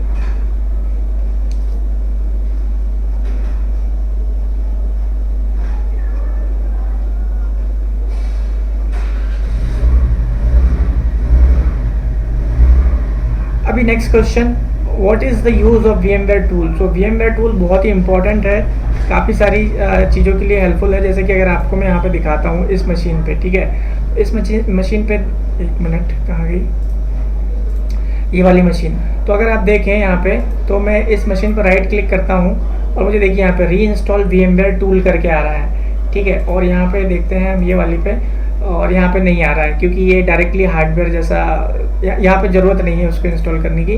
तो मैंने यहाँ पे VMware टूल इंस्टॉल कर लिया, इसलिए मेरे को री इंस्टॉल करके आ रहा है। तो उससे क्या है, बहुत सारी चीज़ों का हमको फ़ायदा मिलता है। जब हम वर्चुअल मशीन इस पर इंस्टॉल करते हैं तो हमको ग्राफिक बराबर नहीं आता है, ये माउस ऐसे बराबर काम नहीं करता है। अगर मुझे यहाँ से कुछ इस वाली ये शट डाउन हो गई क्या, इस वाली मशीन से अगर मेरे को कुछ कॉपी करना होता है लाइक इंडिया से इस पर, तो मैं डायरेक्टली ऐसे मूव ड्रैग नहीं कर पाता हूँ। तो ये सारी प्रॉब्लम होती है, ठीक है। अगर हम VMware टूल इंस्टॉल कर लेते हैं तो ये सारी प्रॉब्लम चली जाती है, वीडियो रेजोल्यूशन चला जाता है, मतलब फिक्स हो जाता है ये वो प्रॉब्लम, कलर डेप्थ वगैरह ठीक हो जाती है, डिस्प्ले और network incorrect display of network speed वगैरह ठीक हो जाती है। तो इतनी सारी चीज़ें हैं, अगर हम इसको इस्तेमाल करते हैं, इंस्टॉल करते हैं VMware टूल को, तो इतनी सारी चीज़ों में हमको हेल्प मिल जाती है। अब इसमें देखिए क्वेश्चन है what is host isolation in VMware high availability. तो इसमें क्या, बड़ा ही सिंपल है ये, देखिए in VMware high availability it has a mechanism to detect the host isolated from the rest of host in a cluster. तो अभी क्या कहते हैं, देखिए यहाँ पे बड़ा ही सिंपल है। जैसे कि ये मान लीजिए एक पूरा क्लस्टर है, ठीक है। आपने एक क्लस्टर बनाया, उसके अंदर 3 होस्ट रखे। ऐसा कि आप अगर यहाँ पे जाएं और अपने यहाँ पे भी ये क्लस्टर बनाया, इसके अंदर आपने 3 होस्ट ऐड कर लिए। अभी इसी को मैं लीजिए होस्ट फिर से दे देता हूँ 192.168.0.30, क्या IP दिया मैंने, 30, हाँ। और यूज़र नेम इसका आप दे दीजिए और इसका पासवर्ड, ठीक है। तो इस तरीके से आपके पास जितने भी होस्ट रहेंगे आप उनको यहाँ पे ऐड करा सकते हैं ये वाले क्लस्टर के अंदर। अगर आप इस क्लस्टर पे जाएंगे तो आपको यहाँ पे मिल जाएगा होस्ट की इंफॉर्मेशन वगैरह। अभी ये रिफ्रेश होगा तो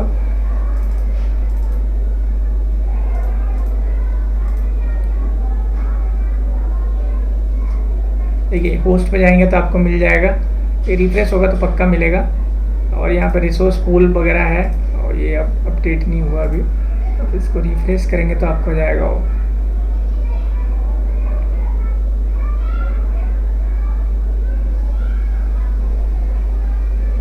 यहाँ पे आ जाएगा,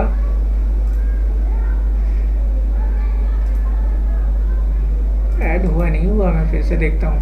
ऐड होस्ट करते हैं हम 192.168.0.30, ठीक है। यूज़र नेम दे देता हूँ मैं और इसका पासवर्ड हो गया होगा तो हमको यहाँ पे एरर आएगा।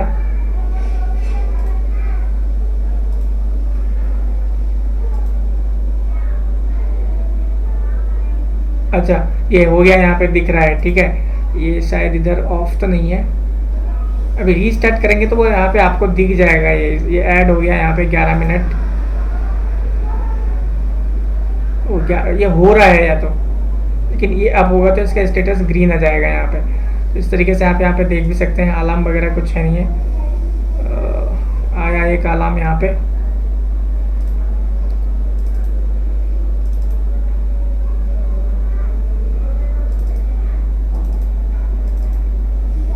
तो यहाँ पे आ जाते हैं, ऐसा कुछ नहीं है, थोड़ी देर बाद दिखने लग जाते हैं। या तो फिर मेरा यही स्लीपिंग मोड पे चला गया होगा, इसको मैं रीसेट कर देता हूँ। ठीक है, तो इस तरीके से हमने अभी यहाँ पे क्या किए, 2 होस्ट को ऐड करा दिए।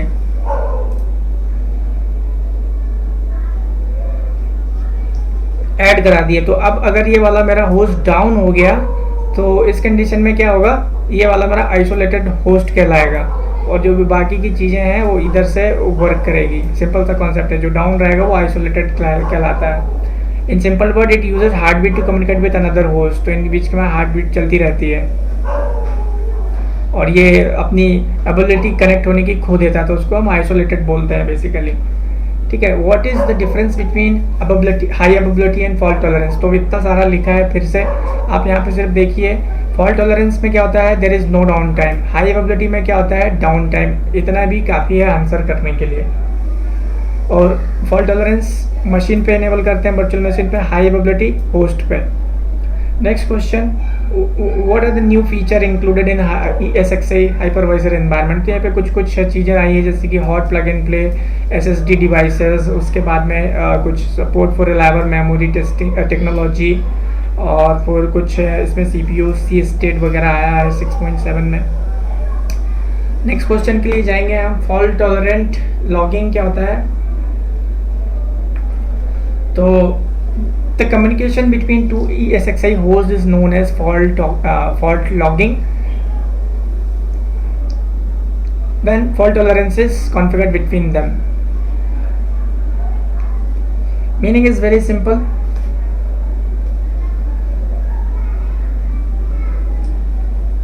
मीनिंग ये सिंपल है कि जब हमारे पास मल्टीपल ये होते हैं तो उसमें दोनों के बीच में कम्युनिकेट होना चाहिए। जितने भी होस्ट है उन सब के बीच में कम्युनिकेशन होना चाहिए। उसको मॉनिटर करने के लिए ये इस्तेमाल होता है फॉल्ट टॉलरेंट लॉगिंग।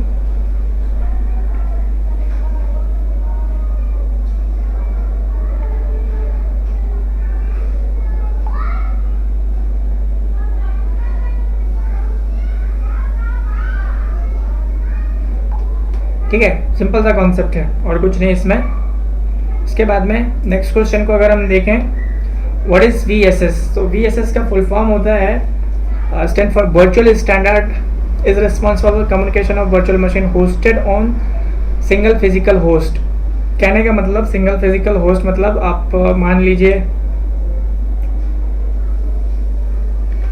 यही वाला एग्जाम्पल। तो इन सब के बीच में कम्युनिकेशन हो रहा है।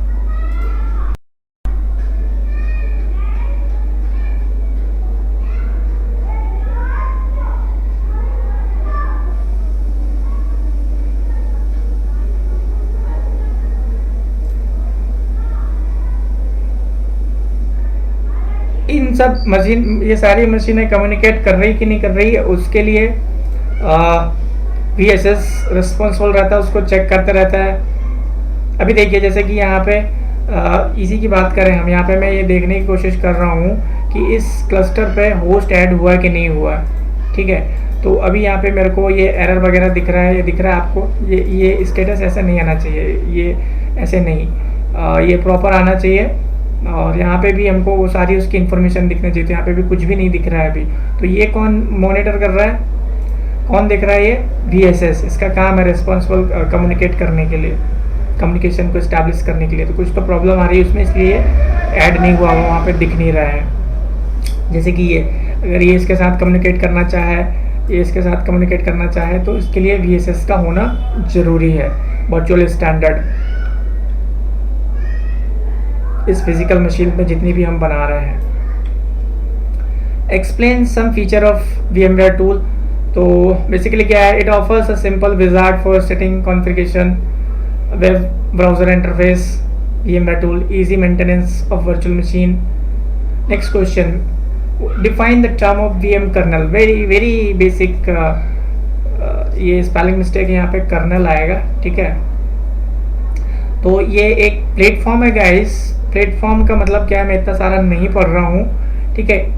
ये एक प्लेटफॉर्म है बेसिकली, या तो फिर इंटरफेस कहें आप। A virtualization interface in between host and virtual machine that store VMS is called VM kernel.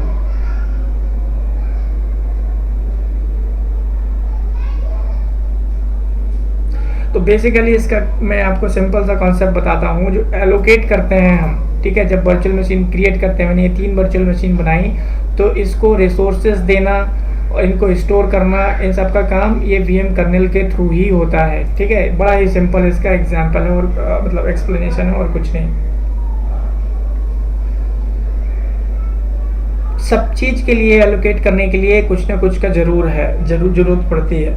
तो अगर हमने होस्ट में कोई वर्चुअल मशीन क्रिएट करी है, वो वर्चुअल मशीन को रिसोर्स देना है, server, memory, storage and all, तो वो और उनके बीच में कम्युनिकेशन, ये VM कर्नल रोल ही अपना रोल प्ले करती है उनके बीच में, उस काम के लिए।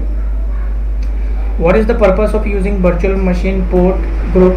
तो virtual machine port group helps for virtual machine communication. तो हम एक ग्रुप में 5 मशीन को डाल देते हैं, तो वो उसी ग्रुप में कम्युनिकेट करती रहेगी, ठीक है।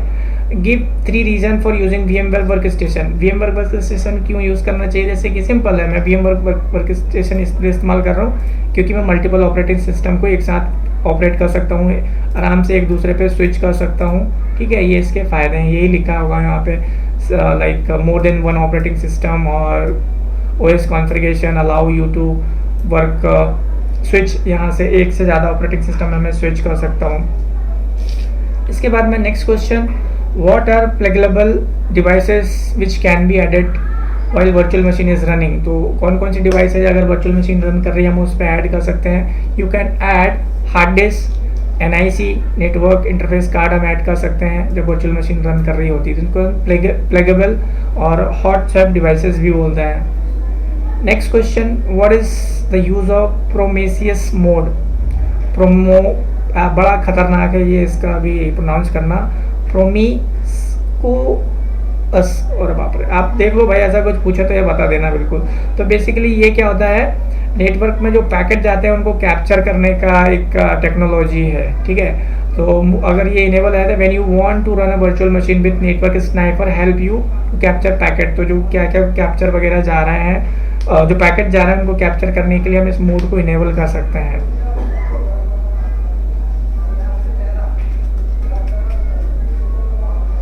और moreover, if this mode is set to accept, all communication is visible to all the virtual machines.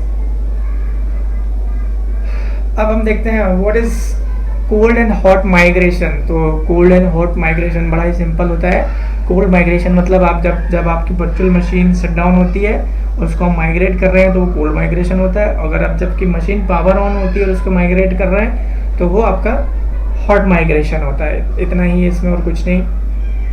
अब देखिए यहाँ पे, what is the primary use of port group in data center virtualization? तो पोर्ट ग्रुप का क्या है, ये जो हमारा पोर्ट ग्रुप इसलिए बना देते हैं कि उस ग्रुप का सेम थिंग अगेन की जो ट्रैफिक है, नेटवर्क ट्रैफिक है, उसी ग्रुप में होता रहे। जैसे कि हमने यहाँ पे मैनेजमेंट ग्रुप बना दिए, तो उसमें अगर 4 पोर्ट इस्तेमाल हो रहा है तो जो जिस मतलब उसी ग्रुप का आ रहा है तो वो उसी ग्रुप में जाएगा, ठीक है, इस तरीके से। अब ऐसे हमने फॉल्ट टॉलरेंस के लिए अगर बना दिया है तो फॉल्ट टॉलरेंस के लिए वही ग्रुप कम्युनिकेट करेंगे, इधर उधर नहीं जाएंगे। वी मोशन के लिए बना दिया है तो वी मोशन के लिए वही पोर्ट कम्युनिकेट करेंगे, ठीक है। तो ये ट्रैफिक को सेपरेट करने के लिए इस्तेमाल होता है बेसिकली। फिर से गाइस वही क्वेश्चन आ गया कि वर्चुअल डेस्कटॉप इंफ्रास्ट्रक्चर क्या होता है, जैसे VDI बोलते हैं। मैंने पहले भी बताया था कि ये सेंट्रलाइज सर्वर है और यहीं से हम सारी एप्लीकेशन और डेस्कटॉप वगैरह को एक्सेस करते हैं, हमारे जो थिन क्लाइंट होते हैं उस पर। इसको सर्वर बेस्ड कंप्यूटिंग भी बोलते हैं। It is the variation on the client server computing model.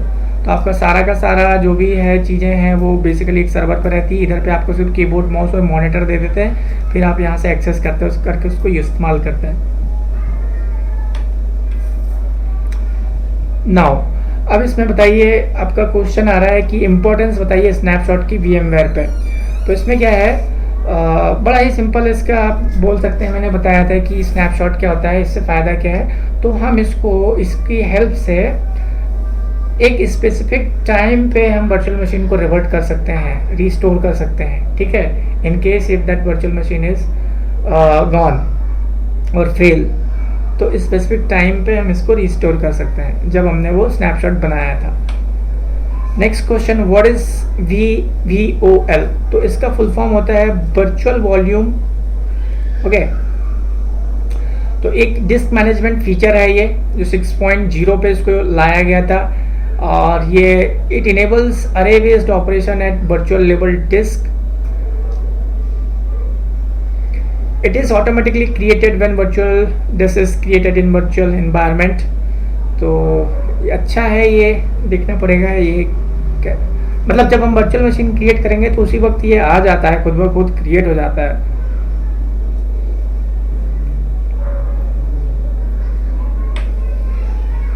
Next question, explain cluster in VMware। तो क्लस्टर, मैंने बार बार बोल रहा हूँ क्लस्टर क्या होता है। Cluster in VMware is a logical group of multiple ESXi host, ठीक है। जैसे कि अगर आप यहाँ पे जाएं, तो फिर से मैं जा रहा हूँ, फिर से क्लस्टर पे जा रहा हूँ, यही क्लस्टर है।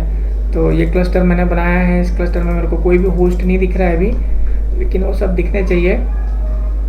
रीस्टार्ट वगैरह वगैरह करेंगे तो आ जाएंगे वो यहाँ पे।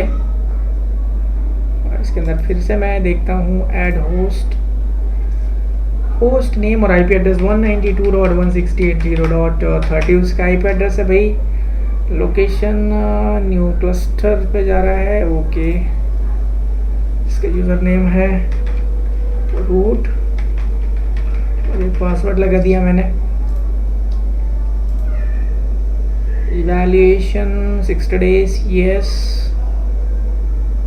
और रेडी टू कंप्लीट, फिनिश। डिंग डिंग डिंग डिंग डिंग डिंग डिंग डिंग डिंग डिंग डिंग। यहाँ पे देखना पड़ेगा मेरे को ये ऐड क्यों नहीं हो रहा, बट ऐसे ऐड करते हैं, ठीक है। यहीं पे मल्टीपल जितने भी आप ऐड करेंगे वो सब यहाँ पे दिख जाएंगे और यहाँ पे आ जाएंगे। एक बार शायद सारा मेरा इंफ्रा रीस्टार्ट करना पड़ेगा, मेरे को ऐसा लग रहा है। और इसको IP30 दिया है मैंने। तो इस तरीके से it allow you to add और delete host from the cluster. It also provide like DRS और high availability on cluster. Disadvantage of VMware virtualization, अगर हम VMware वर्चुअलाइजेशन यूज़ करें तो उसके कुछ डिसएडवांटेज भी होंगे। यस, इसके लिए क्या होता है, थोड़ा इन्वेस्ट करने की ज़रूरत होती है, रिसोर्सेज खरीदने की ज़रूरत होती है, हाई एंड सर्वर चाहिए होते हैं, बहुत सारी डिफरेंट टेक्नोलॉजी चाहिए होती है, ठीक है। तो इसके डिसएडवांटेज भी हैं। उसके बाद में नेक्स्ट क्वेश्चन की बात करें तो ये कंपोनेंट है, what are the component of VMware infrastructure. तो गाइस, जैसा कि अगर आप देखें, मैंने इतना ही एक इंफ्रा बनाया है, तो मुझे किस किस की चीज़ की ज़रूरत पड़ी है। एक vCenter सर्वर की ज़रूरत पड़ी है। उसके बाद में यहाँ पे हम देखें तो 192.168.11 ये हमको ESXi होस्ट या 30 पे कनेक्ट करना है इसको। ये हमारा ESXi होस्ट भी हमको ज़रूरत पड़ी है, और भी बहुत सारी चीज़ें हैं। ये होस्ट है, देखना पड़ेगा ये ऐड क्यों नहीं रहा। अच्छा, आ गया ये। तो ये भी कंपोनेंट है इसी तरीके से, और बहुत सारी चीज़ें होती है। जैसे कि देखिए, ये हो गया, ये हो गया। क्लाइंट की ज़रूरत होती है इसको एक्सेस करने की, वेब ब्राउज़र जिस पे मैं इसको एक्सेस कर रहा हूँ। अभी देखिए, इसको एक्सेस मैंने कहाँ पे किया है, वेब ब्राउज़र पे किया है। यहाँ पे दो ऑप्शन, ये वेब ब्राउज़र पे किया है, और यहाँ पे अगर आप देखें तो मैं इसको अगर 11 को करता हूँ, फिर से आएगा कि नहीं। हाँ, देखिए यहाँ पे एक आ रहा है लॉन्च vSphere वेब क्लाइंट आया है, और एक ये HTML मतलब मैं यहीं पे इसको वेब ब्राउज़र पे चला जाता हूँ, और इसको अगर देखें तो ये भी ओपन होगा, ठीक है। दोनों को इसमें कुछ प्रॉब्लम आ रहा है मेरे को, तो कोई प्रॉब्लम नहीं। HTML पे भी हम इसको एक्सेस कर सकते हैं। दूसरा हमारे पास एक और क्लाइंट होता है, ठीक है। जैसे कि उसको मैंने यहाँ पे इंस्टॉल किया है अभी, ये देखिए ये वाला। तो यहाँ पे कम्युनिकेट नहीं होगा क्योंकि ये मेरा अलग सेपरेट नेटवर्क है। तो यहाँ पे हम उसका IP एड्रेस, यूज़र नेम और पासवर्ड देते हैं, तो यहाँ पे कनेक्ट कर लेते हैं। तो ये सब मिलके एक क्या है, कंप्लीट एक इंफ्रास्ट्रक्चर बनाते हैं, और ये सब कंपोनेंट है। लाइसेंस सर्वर चाहिए होते हैं, डेटाबेस सर्वर चाहिए होते हैं, स्टोरेज सर्वर चाहिए होते हैं, तो ये सब कंपोनेंट है VMware इंफ्रास्ट्रक्चर के। अब इसके बाद में देखिए एक क्वेश्चन आता है, what is meant by VDS and what are its benefits. तो VDS का फुल फॉर्म होता है वर्चुअल डिस्ट्रीब्यूटेड स्विच, ठीक है। इसका काम क्या होता है, जैसे कि आपके पास 10 होस्ट हैं, तो 10 के 10 होस्ट आप एक ही डिस्ट्रीब्यूटेड स्विच पे कनेक्ट कर सकते हैं, ठीक है, उनके बीच में कम्युनिकेशन कराने के लिए। और 10 के 10 आप मॉनिटर कर सकते हैं, इसको एडमिनिस्ट्रेशन कर सकते हैं। ये इसके फ़ायदे होते हैं WDS वर्चुअल डिस्ट्रीब्यूटेड स्विच के, VDS के। तो अगर आप यहाँ पे जाएं, अगर देखना चाहें इस पे, अगर आप जाते हैं तो यहाँ पे आप नेटवर्किंग पे जाएंगे। मान लीजिए आप नेटवर्किंग पे गए, ठीक है, तो यहाँ पे आपको दिख रहा होगा बहुत सारा, राइट क्लिक करिए आप, डिस्ट्रीब्यूटेड स्विच दिख रहा है, डिस्ट्रीब्यूटेड स्विच। तो इसमें न्यू डिस्ट्रीब्यूटेड पोर्ट ग्रुप वगैरह वगैरह बनाने पड़ते हैं। इस तरीके से अगर आप बनाएंगे, इसको नाम दे देंगे कोई, और बहुत सारी चीज़ें फिर इसमें आती है। आप अगर चैनल सब्सक्राइब करेंगे तो आप वहाँ से देख सकते हैं कैसे कैसे बनाते हैं ये। इसके चक्कर में मैं इसको क्लोज कर दे रहा हूँ, तो इसको बड़ा करके इसको कैंसिल करने का, ठीक है। और इसी के साथ में एक और स्विच होती है स्टैंडर्ड स्विच। तो स्टैंडर्ड स्विच क्या होती है वो आपको इस पे दिखेगी। Standard switch single virtual machine को बनाते हैं, उसके लिए इस्तेमाल होता है। लाइक मैं इसको पासवर्ड देता हूँ। जब वर्चुअल मशीन क्रिएट करते हैं उस वक्त हमको यहाँ पे स्टैंडर्ड स्विच क्रिएट कर सकते हैं। जैसे कि आप देखें यहाँ पे स्टैंडर्ड पोर्ट ग्रुप और ये स्टैंडर्ड स्विच यहाँ पे दिख रहा है। ऐसे ही जब हम उधर पे होस्ट वगैरह को होस्ट के साथ काम करते हैं उस वक्त हमको यहाँ पे देखिए होस्ट में अगर जाएंगे हम तो यहाँ पे स्विच की इंफॉर्मेशन भी मिलेगी, ठीक है, जो होस्ट कनेक्टेड है। अगर उसके में अब डीप में जाएंगे तो ज़रूर मिलेगी। और आपको दिखा रहा है कि ये वर्चुअल नेटवर्क पे ये क्या कितने होस्ट कनेक्टेड है करके। तो मैं उतना जा नहीं रहा हूँ अभी इसके अंदर।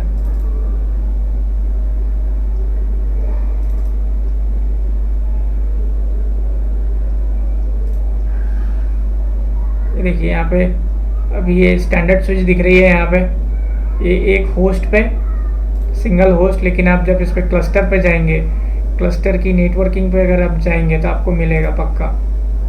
यहाँ पे वो दिख नहीं रहा है इसलिए आपको पता नहीं पड़ रहा। जब ये ऐड हो जाएगा यहाँ पे तो आपको दिखेगा वो ये वाला ऑप्शन। इसके बाद में हम जाएंगे name the port group in ESXi networking configuration. तो इसमें 3 पोर्ट ग्रुप होता है, console port group, virtual machine port group और VM कर्नेल पोर्ट ग्रुप। अगला क्वेश्चन पार्टीशन होते हैं, कुछ पार्टीशन बना सकते हैं। व्हाट आर द पार्टीशन करके, एक स्वैप पार्टीशन होता है, एक OPT पार्टीशन होता है, एक वैर पार्टीशन होता है, एक home partition, root, var core partition, temporary partition, ठीक है, ये पता होना चाहिए। मैक एड्रेस मैपिंग और राइट अबाउट और tell about MAC address change. तो होता क्या है, जब हम वर्चुअल मशीन बनाते हैं, ठीक है, इस पे जब वर्चुअल मशीन मैंने बनाई, मान लीजिए यही वर्चुअल मशीन, तो इसमें हुआ क्या, जब मैंने इसको वर्चुअल मशीन बनाई उस वक्त इसको लैन कार्ड भी एक असाइन हो गया, तो उसी वक्त इसको क्या है मैक एड्रेस भी असाइन हो जाता है, ठीक है। जैसे कि आप अगर इस पर जाना चाहें तो आपको दिखाता हूँ। आप जाएंगे इसके test management configure management network पे, और यहाँ पे अगर आप जाके देखेंगे IP वर्जन 4, तो यहाँ पे कुछ डिटेल तो नहीं दिख रही है। और सेट इस पे जाके देखेंगे, ढूंढने के तो मिलेगा इसमें, ठीक है। नेटवर्क अडेप्टर पे जाइए आप, यहाँ पे तो देखिए ये मिल रहा है, यहाँ पे इसका मैक एड्रेस की इंफॉर्मेशन मिल रही है हमको। तो ये उसी वक्त असाइन हो जाता है जब हम वर्चुअल मशीन क्रिएट करते हैं, ठीक है। तो इस तरीके से अब ये क्या है, एक फिक्स हो जाता है आप, और एक फाइल भी जनरेट होती है इसकी। तो अभी देखिए eight the time of creation of virtual machine इसका मैक एड्रेस स्टोर हो जाता है .vmx फाइल पे, ठीक है। VMX फाइल हमको यहाँ कहीं दिखेगी क्या? देखते हैं, मेरे पास जो कुछ पड़ा है VMX फाइल, ये VMX फाइल है। इस पर उसका सारा का सारा वर्चुअल मशीन कॉन्फ़िगरेशन इस पे है। Snapshot, Meta data. ये भी अभी एक क्वेश्चन आएगा कि right about this thing extension करके क्वेश्चन आता है, उन सब का क्या है। तो अच्छा हुआ यहीं पे मैं आपको दिखा देता हूँ, ठीक है। और इसके लिए बाद हम आगे बढ़ेंगे। एंड अगर जो भी इंफॉर्मेशन उसमें सेव हुई है उस फाइल में, अगर वो गड़बड़ हुई है तो उस मशीन पे कम्युनिकेशन बंद हो जाता है। उस मशीन पे इनकमिंग ट्रैफिक को अलाउ नहीं करती है वो virtual machine automatically. VLAN virtual machine होती है, ठीक है। और बड़े से नेटवर्क को हम छोटे छोटे नेटवर्क पे कन्वर्ट कर लेते हैं, यही वर्चुअल लैन है और कुछ नहीं इसमें ज़्यादा। इसके बाद में यहाँ पे VLAN जब हम बनाते हैं तो VLAN टैगिंग इनेबल कर सकते हैं, लाइक उसको बोलते हैं हम switch tagging, virtual switch tagging. और उसके बाद में एक्सटर्नल स्विच टैगिंग, उसके बाद में वर्चुअल गेस्ट टैगिंग, ये सारी हम इनेबल कर सकते हैं उसमें, ठीक है। जब हम स्विच क्रिएट करते हैं या फिर वर्चुअल मशीन। तो अभी फिर से मैं आपको यहाँ पे क्या दिखाऊं,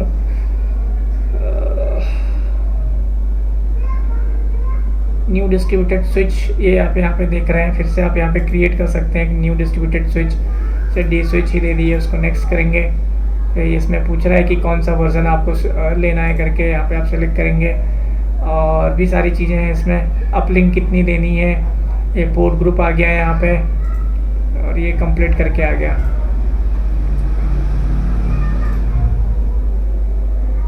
next, what are the load balancing policy of virtual switch. तो यहाँ पे हम सोर्स मैक हैश और route based on originating virtual machine ID और route based on IP hash, ये पॉलिसीज इनेबल कर सकते हैं लोड बैलेंसिंग के लिए।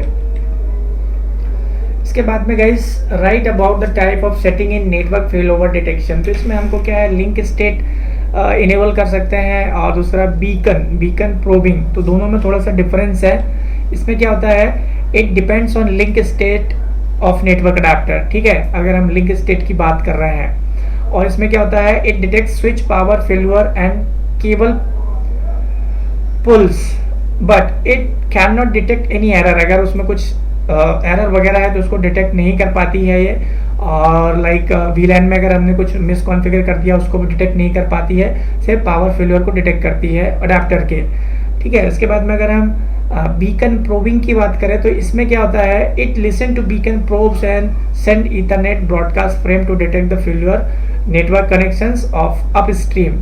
और इसमें अगर कुछ,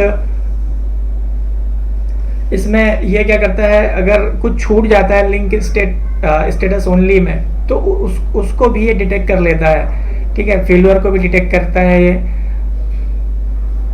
many other failure that were not detected by link state. दोनों में ये डिफरेंस है, यहाँ पे सिर्फ पावर को ये डिटेक्ट करती है। Now what is PSC public service commission नहीं होता यहाँ पे होता है प्लेटफॉर्म सर्विसेज कंट्रोलर। तो इसका काम क्या होता है, इसके जो कंपोनेंट है, मतलब इस इंफ्रा में बहुत और भी सारे कंपोनेंट है, ठीक है। जैसे कि सर्टिफिकेट अथॉरिटी हुई, सिंगल साइन हुई, लाइसेंसिंग सर्विसेज हुई। तो ये सारी की सारी प्लेटफॉर्म सर्विस कंट्रोलर के अंतर्गत आती है। इसके बाद में थिन प्रोविजन डिस्क टाइप क्या होता है। तो जब हम वर्चुअल मशीन क्रिएट करते हैं तो 3 तरीके की वर्चुअल डिस्क क्रिएट होती है या कर सकते हैं हम। एक हो गई थिन प्रोविजन, एक होता है लेजी, और एक और मैंने बताया था एज करके, ठीक है। तो वो दो मैं किसी अगले वीडियो में बताऊंगा। तो इसमें होता क्या है, thin provision provides the disk space allocation to virtual machine and the disk size will increase in proportional to the data size. अगर डेटा साइज बढ़ रहा है तो डिस्क भी बढ़ती जाती है, ठीक है। ये कॉन्सेप्ट है थिन प्रोविजन का। और the thin provision provides the disk space allocation to virtual machine.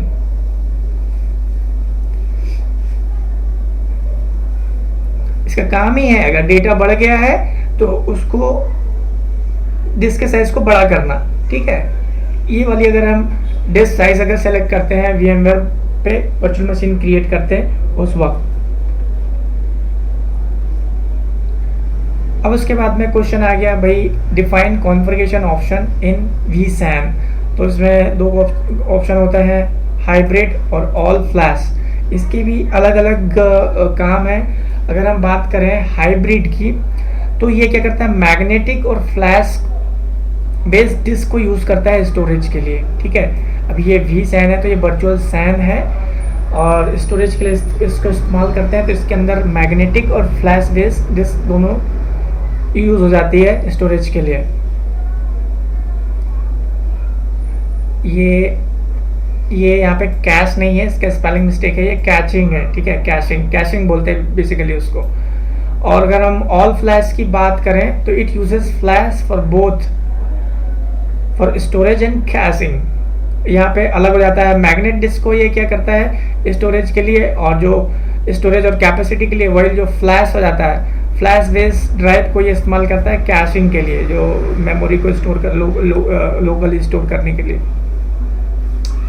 अब इसमें एक स्टेप पूछ रहा है अगला क्वेश्चन कि भाई आपको वर्चुअल मशीन, फिजिकल मशीन को वर्चुअल मशीन में कन्वर्ट करना, तो आपको कैसे करोगे, तो इसका स्टेप बताइए। तो सबसे पहले तो इसमें क्या है, एजेंट इंस्टॉल होना चाहिए फिजिकल मशीन पे। ठीक है, उसके बाद में कन्वर्टर लगे होने चाहिए। ठीक है, और VI इसको बोलते हैं, क्लाइंट मस्ट बी इंस्टॉल, और इसको फिर सर्वर होना हमको एक्सपोर्ट इंपोर्ट करने के लिए। अगला क्वेश्चन आता है, define VMware DPM and ESXi shell. तो जो है हमारे पास कहना चाहिए DPM, इसका फुल फॉर्म होता है distributed power management. Distributed power management का कॉन्सेप्ट ऐसा है, ये पूरा आपका इंफ्रा चेक करते रहेगा, ये देखेगा कि कौन सी मशीन अनयूज्ड है। ठीक है, और किस चीज़ का लोड यूज़ नहीं हो रहा है, फालतू पड़ा हुआ है, उसका रिकॉर्ड रखता है। ठीक है, उसका रिकॉर्ड रखेगा। और आप यहीं पे देख सकते हैं, ये एक feature is a feature of virtual machine DRM which is used to monitor the cluster resources. तो क्लस्टर के रिसोर्स को मॉनिटर करती है। और VMware DPM shut down the unused host, जो होस्ट यूज में नहीं है उसको शट डाउन कर लेता है जब वर्कलोड कम होता है। लेकिन जैसे ही वर्कलोड बढ़ता है ऑटोमेटिकली वो पावर ऑन हो जाते हैं, और जो उसकी रिसोर्सेस है वो यूज़ होने लग जाती है। तो ये काम होता है DPM का। उसके बाद में अगर हम बात करें ESXi सेल की, तो ये एक कमांड लाइन होती है which is use to repair host. It can be access through vCenter server, disable, enable SSH। Command line है, रिपेयरिंग के लिए, ट्रबल शूटिंग के लिए इस्तेमाल होती है। अगला question, what are the pre request needed in running ESX top in ESXi host. तो इसमें भी फिर से सिंपल सा कॉन्सेप्ट है, आपको initially install vSphere client in which you want to configure the host, or by using troubleshooting option enable SSH। अगला question के लिए जाएंगे, लिमिट क्या होता है, शेयर क्या होता है, और रिजर्वेशन क्या होता है VMware में। ठीक है, तो इसमें देखिए, अब लिमिट को क्या बोलते हैं यहाँ पे, it is defined as host cycle consumption without crossing the defined value.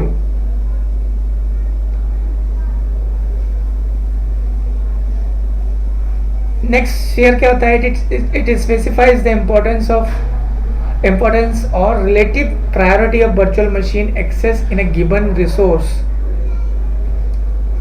Reservation, it is value that defined in the form of memory or CPU that can be available for the virtual machine to start।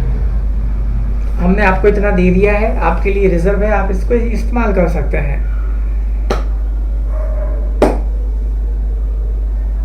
इसमें priority हो गया,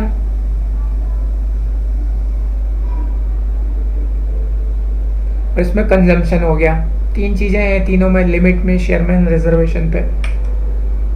what is vApp and how it is useful. तो guys एक तरीका क्या है, ये एक कंटेनर है जिसमें हमको बहुत सारी सर्विसेज मिलती है, जैसे कि हम वर्चुअल मशीन को मल्टीपल प्लेटफॉर्म पे यूज़ कर सकते हैं, लाइक यू नो, जैसे कि database server, web server and application server and all. Virtual machine को मैनेज करने के लिए इस्तेमाल होता है बेसिकली ये। और it can also be define the power of and power on sequence of the virtual machine. By using VApp we can configure several things like memory allocation and internet protocol allocation policy वगैरह वगैरह. अगले question के लिए जाते हैं. What is meant by iSCSI storage and what are its naming convention. तो iSCSI storage basically क्या होता है, बहुत ही सैन मतलब डेटा स्टोरेज के लिए इसको इस्तेमाल करते हैं. तो इसमें प्रोसेसर होते हैं, एक से ज़्यादा more than one storage processor लगा होता है. और इसमें क्या होता है, the communication in between storage array and host can be made possible through TCP/IP. इनको IP भी देना पड़ता है, प्रोटोकॉल इनेबल होना चाहिए. ठीक है.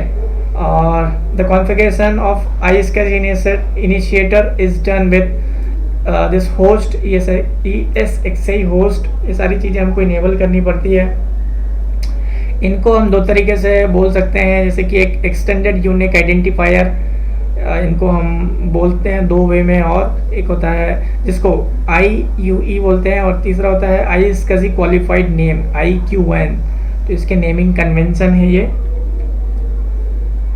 Next question, what are the type of content library. तो यहाँ पे तीन तरीके की कंटेंट लाइब्रेरी होती है. एक पब्लिश्ड होती है, एक लोकल होती है और एक सब्सक्राइब्ड होती है. अगर आप यहाँ पे जाएँ तो शायद आपको मिलेगा ये. आप सिंपल इसको क्लिक कीजिए यहाँ पे और थोड़ा नीचे जाइए. लाइसेंसिंग दिख रहा है, पोस्ट प्रोफाइल है यहाँ पे लाइब्रेरी रहेगी. इन्वेंट्री लिस्ट है यहाँ पे.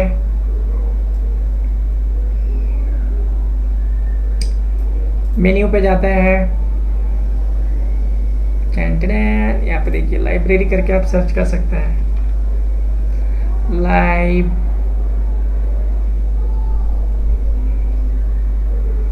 इस पे क्लिक करें, ग्लोबल इन्वेंट्री पे जाएंगे आप. ग्लोबल इन्वेंट्री पे आपको क्या क्या मिल रहा है.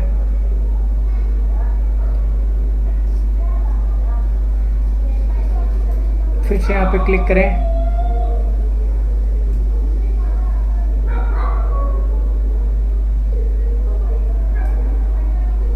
शॉर्टकट, एक कंटेंट लाइब्रेरी मिल गया नेटवर्किंग के नीचे. ठीक है.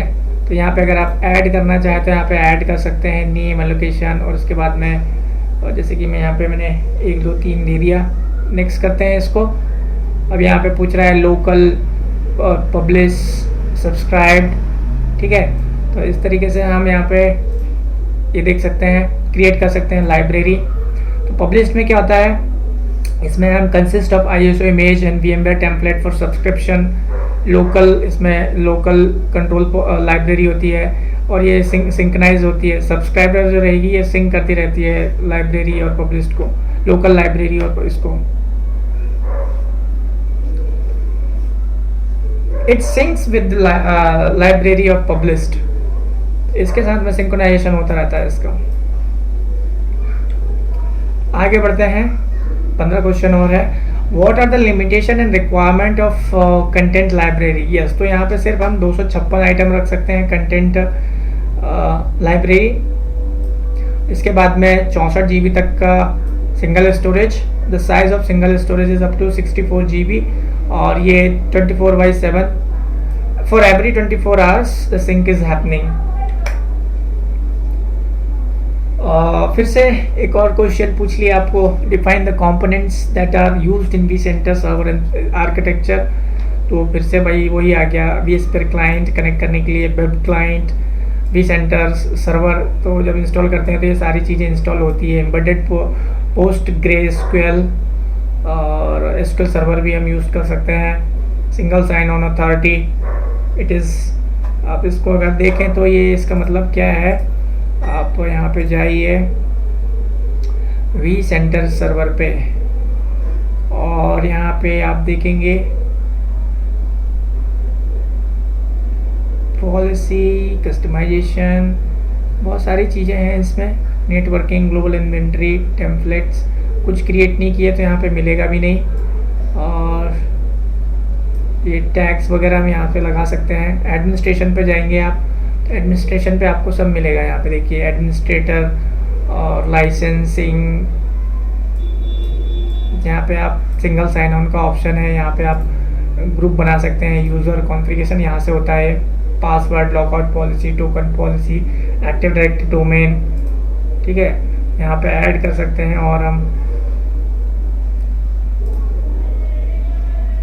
नेक्स्ट क्वेश्चन फिर से वही आ गया guys, what are the type of extension in VMware, ठीक है। तो जैसे कि आप यहाँ पे देख रहे हैं इतना सारा लिखा है, आप देख भी सकते हैं। और अगर आप यहाँ पे जाते हैं, जो मैंने ऑलरेडी एक खोल के रखा था, तो आपको सबको दिख रहा है। फाइल टाइप में अगर आप सबसे पहले इसको देखें, NB RAM, तो इसमें क्या है, नॉन वोलेटाइल मेमोरी का इंफॉर्मेशन रहेगा और ये इसकी फाइल रहेगी। फिर उसके बाद में स्नैपशॉट .ms VMST और VMX वर्चुअल मशीन कॉन्फ़िगरेशन, और ये VMXF VMware टीम मेंबर, ये टेक्स्ट फाइल, इसमें लॉग वगैरह जनरेट होते हैं। और भी बहुत सारी लेके रखा मैंने यहाँ पे, तो आप पढ़ सकते हैं।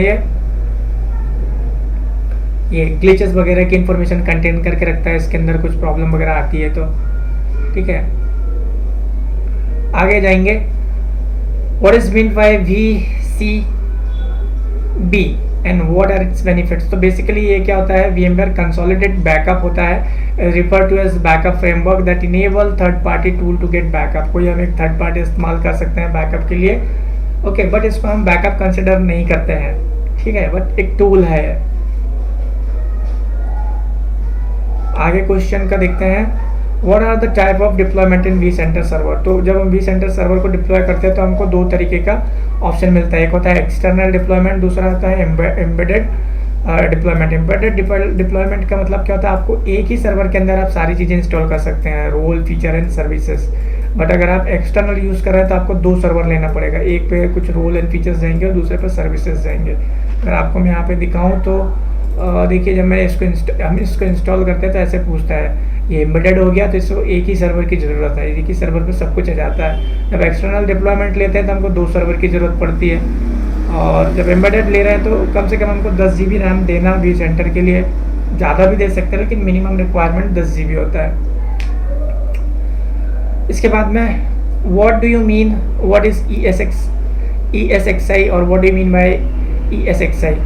तो गाइज वही कॉन्सेप्ट आ गया कि अभी ESXi होस्ट क्या होता है। तो सिंपल सा काम है, ये क्या है, फिजिकल, ये एक वर्चुअलाइजेशन लेयर है,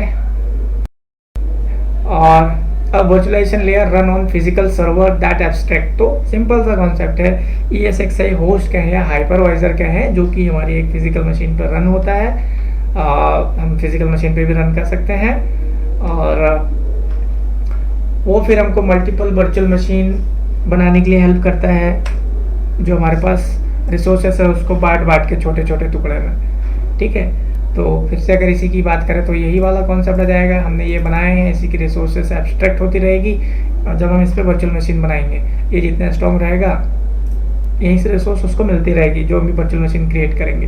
जैसे कि ये 3 वर्चुअल मशीन मैंने बनाई हैं, तो ये सारी रिसोर्सेस एब्स्ट्रैक्ट कहाँ हो रही है, मेरी फिजिकल मशीन से एब्स्ट्रैक्ट हो रही है, यहाँ से जा रहा है, ठीक है। आप ऐसा कुछ चेक करेंगे तो भी आपको मिलेगा। ये परफॉर्मेंस में अगर आप जाएँ तो आपको पता चलेगा ना, पता चलना चाहिए, यहाँ पे ज़्यादा पता नहीं चलेगा। नेटवर्किंग यूज़र एप्लीकेशन में ही ढूंढो आप। तो देखिए यहाँ पे ये जो वर्क स्टेशन चल रहा है ये रनिंग है, और यूज़र नेटवर्किंग तो कुछ ज़्यादा नहीं दिख रहा। परफॉर्मेंस की अगर हम बात करें, रिसोर्स मॉनिटर पे जाते हैं तो यहाँ से भी आप चेक कर सकते हैं डिस्क वगैरह कितनी यूटिलाइज हो रही है, कितनी नहीं यूटिलाइज हो रही। यहाँ से भी डिस्क, मेमोरी, नेटवर्क।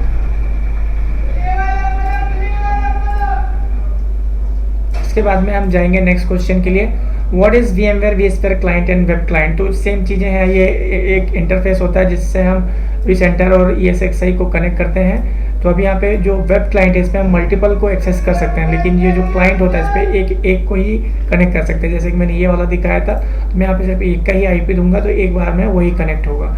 लेकिन अगर हम ये इस्तेमाल कर रहे हैं कौन सा, वेब बेस, तो HTML में यूज़ कर रहा हूँ, तो एक साथ मैंने इसको भी कनेक्ट कर लिया, एक साथ इसको भी कनेक्ट कर लिया, तो मल्टीपल को कनेक्ट कर सकते हैं, ठीक है। इसके बाद में VMware vSphere client and web client हुई है। इसके बाद में नेक्स्ट क्वेश्चन के लिए जाएंगे हम। नेक्स्ट क्वेश्चन क्या है, व्हाट इज़ VMFS, तो ये होता है वर्चुअल मशीन फाइल सिस्टम हुई, ठीक है, बड़ा ही सिंपल है। High performance cluster file for ESXi virtual machine, और जैसे कि आप देख सकते हैं VMS फाइल यहाँ पे होना चाहिए, है कि नहीं, हम ढूंढेंगे VMFS फाइल, तो इसमें तो नहीं दिख रहा है बट ये रहेगा। जब हम वर्चुअल मशीन क्रिएट करेंगे तो हमको जरूर मिलेगा ये, इस पे ये क्लस्टर का रहेगा, high performance cluster file system for ये मशीन। जब क्लस्टर बनाते हैं तो ये हमको मिल जाएगा उसमें। इसके बाद में vSphere वर्चुअल, इसको बेसिकली SMP बोलते हैं इसमें। अगर आपको पूछ रहा है vSMP क्या होता है, तो इसका काम क्या होता है, एक साथ ये एक वर्चुअल मशीन को मल्टीपल प्रोसेसर यूज करने की लिए सर्विस प्रोवाइड करता है। तो अगर कहते हैं आप ये, it enables a single virtual machine to use multiple physical processor simultaneously, ठीक है। VMFS कंफ्यूज नहीं होना, एक हाई परफॉर्मेंस फाइल होती है, okay, cluster file system for ESXi virtual machine. अगला question, what is host profile. तो गाइस होस्ट प्रोफाइल बड़ा ही बेसिक क्वेश्चन है। होस्ट प्रोफाइल क्या है, एक फीचर है जिसमें हम a feature that simplifies a host configuration management through user defined configuration policy. तो होस्ट प्रोफाइल हम यहाँ पे क्रिएट कर सकते हैं। अगर आप यहाँ पे जाएंगे तो आपको होस्ट प्रोफाइल जरूर मिलेगा। देखिए यहाँ पे जाएंगे तो होस्ट प्रोफाइल ये रहा। तो यहाँ पे हम प्री कॉन्फ़िगर्ड कर सकते हैं, ठीक है, extract host profile, import, and हम यहाँ पे राइट क्लिक करके क्या कहते हैं, आप वहाँ पे बहुत सारी चीज़ें देख सकते हैं। होस्ट प्रोफाइल के अंदर आप गए तो यहाँ पे आप कुछ कस्टमाइजेशन वगैरह कर सकते हैं, virtual machine customization specific policy वगैरह लगा सकते हैं। तो ये pre configuration kind of thing है बेसिकली, ठीक है। अब यहाँ पे आप देखिए create virtual machine storage policy, ठीक है। तो ये इस तरीके से हम इसमें प्री डिफाइंड एक पैकेज बना सकते हैं।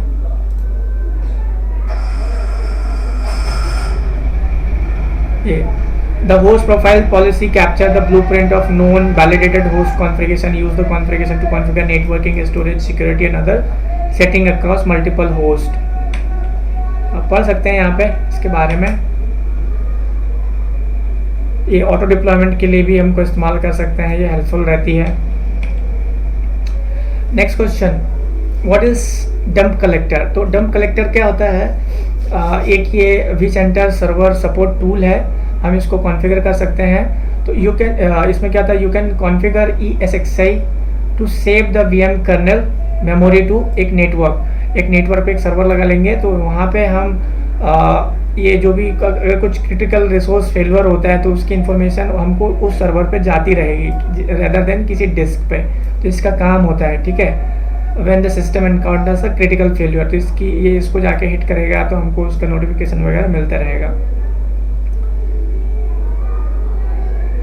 And the vSphere ESXi dump collector collect such memory dump over network. तो नेटवर्क के ऊपर जितना भी वैसा कुछ चलते रहेगा उसको कलेक्ट करके ये हमको एक सर्वर पे इस इंफॉर्मेशन प्रोवाइड करते रहेगा। उसी तरीके से एक और होता है vSphere syslog कलेक्टर। तो जब देखिए, अगर मैं फिर से आपको यहाँ पे दिखाऊँ कहाँ रहेगा वो, इस पे, तो इस सब पे ये sys कलेक्टर वगैरह का एक छोटा टूल इंस्टॉल होता है। आप अगर यहाँ पे देखेंगे तो आपको ज़रूर मिलेगा, ठीक है। जो सब इंस्टॉल होते हैं, इन सब का काम होता है एक दूसरे के साथ कम्युनिकेट करना, कहीं ना कहीं रहेगा, ठीक है। मुझे एग्जैक्टली ध्यान नहीं आ रहा है। अभी देखिए यहाँ पे ये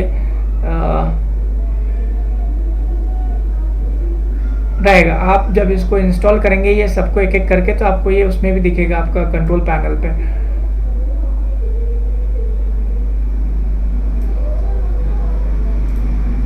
तो इनके काम होते हैं। इसमें भी वही चीज़ है, फिर से ये भी एक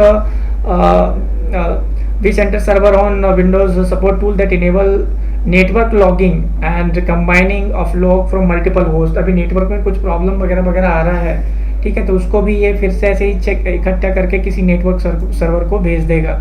हमको ये कॉन्फ़िगर करना चाहिए, मतलब एक सर्वर कॉन्फ़िगर होना चाहिए जहाँ पे हम ये लॉग वगैरह की इंफॉर्मेशन मिलती रहे रेदर देन लोकल डिस्क, क्योंकि उससे डिस्क का स्पेस भरते जाएगा। Next question guys, what is VMware shield. तो VMware सील्ड क्या होता है, बेसिकली ये प्रोटेक्शन के लिए, सिक्योरिटी के लिए है। तो VMware Shield is a suite of security virtual appliances that are built to work with vSphere, protecting virtualized data center from attack and misuse। और यहीं पे यही है कि प्रोटेक्शन के लिए कोई अटैक और मिसयूज़ नहीं होना चाहिए। VMware Shield is not component of vSphere, तो इसका ये कंपोनेंट नहीं है, but as a companion to vSphere it provide security for application and data in the cloud. अगर हम क्लाउड बेस्ड को इस्तेमाल करते हैं बेसिकली डेटा प्रोटेक्शन के लिए और एप्लीकेशन सिक्योरिटी के लिए। Next question, what is BPXA? ये बहुत ही इम्पोर्टेंट है। और तो मैंने बताया था एक BPXD शुरू में, ठीक है, तो उसी का ये एक पार्ट है। तो देखिए इसमें क्या होता है, it is the agent of vCenter server.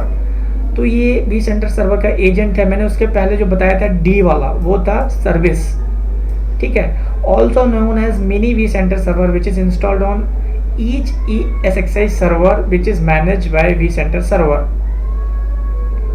हर एक सर्वर पे इंस्टॉल रहेगा, क्योंकि ये कम्युनिकेशन करता है जो बाकी के सर्वर है, होस्ट है, उसके साथ में, उसी के साथ में होस्ट डी होता है। तो होस्ट डी क्या होता है, this is the agent of ESXi server. अगर हमने ESXi सर्वर इंस्टॉल किया है तो ये जो होस्ट डी रहेगा ये इसका एजेंट रहेगा, और VPX रहेगा वो vCenter का एजेंट रहेगा। कम्युनिकेशन इसके साथ भी होना। अब इसका काम क्या है, here VPXA pass the information to the host D and hosted pass the information to server.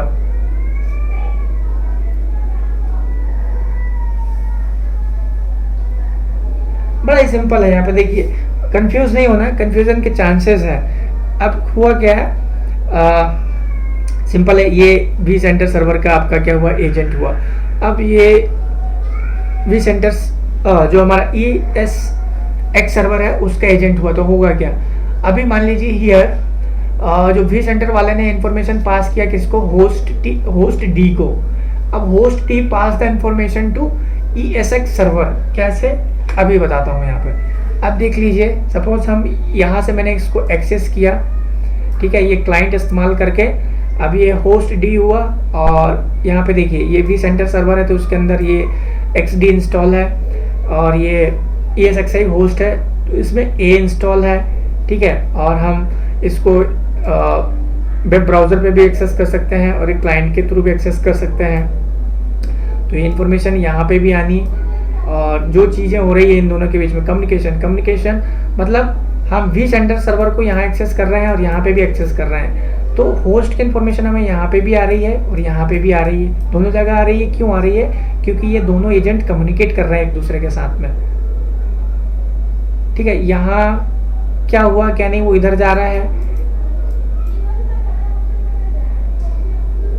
यही वाली इंफॉर्मेशन हमको यहाँ भी हमको मिल रही है, हम इसको यहाँ पे एक्सेस कर रहे हैं, जो कुछ है वो यहाँ पे भी जा रहा है। तो ये कम्युनिकेशन, कंटिन्यू कम्युनिकेशन चलते रहता है with the help of XD और XA, और एक कौन सा था, होस्टेड डी, इसको होस्टेड डी भी बोलते हैं। जो D है ये सर्विस है, A है एजेंट है, ठीक है। ये सर्विस इस पर रन हो रही है और ये एजेंट यहाँ पे इसके साथ कम्युनिकेट कर रहा है। ये सर्विस डाउन तो हम इसको एक्सेस नहीं कर पाएंगे। तो इन तीन चीज़ों के बारे में पता होना चाहिए। और गाइस लास्ट क्वेश्चन इस वीडियो का, how many lunch can be created in 6.7 VMware? तो 1024 हम लंच क्रिएट कर सकते हैं 6.7 VMware पे, एक होस्ट पे। तो गाइस यहाँ पे मेरा ये वीडियो ख़त्म होता है। आई होप कि ये वीडियो आप लोगों के लिए इन्फॉर्मेटिव होगा। थोड़ा लेंथी हो गया होगा क्योंकि चीज़ें मैंने बताया भी है डिटेल में। आप बस सारी चीज़ें ना अगर आप कैप्चर कर पाए, बट पॉइंट ज़रूर कैप्चर करें कि क्या इम्पोर्टेंट है, क्या आपने सीखा। अगर आप ऐसा कर गए तो डेफिनेटली आप VMware का इंटरव्यू क्रैक कर सकते हैं, आपको कोई रोक नहीं सकता, क्योंकि 85 क्वेश्चन बहुत होते हैं और इंटरव्यू में मैक्स टू मैक्स 10, 15, 12 क्वेश्चन पूछते हैं, ख़त्म। और एक्सप्लेनेशन मैंने बहुत सारी बताई है। अब ये आपके ऊपर है कि आपने कितना नोट डाउन किया, कितना सीखा, कितना नहीं।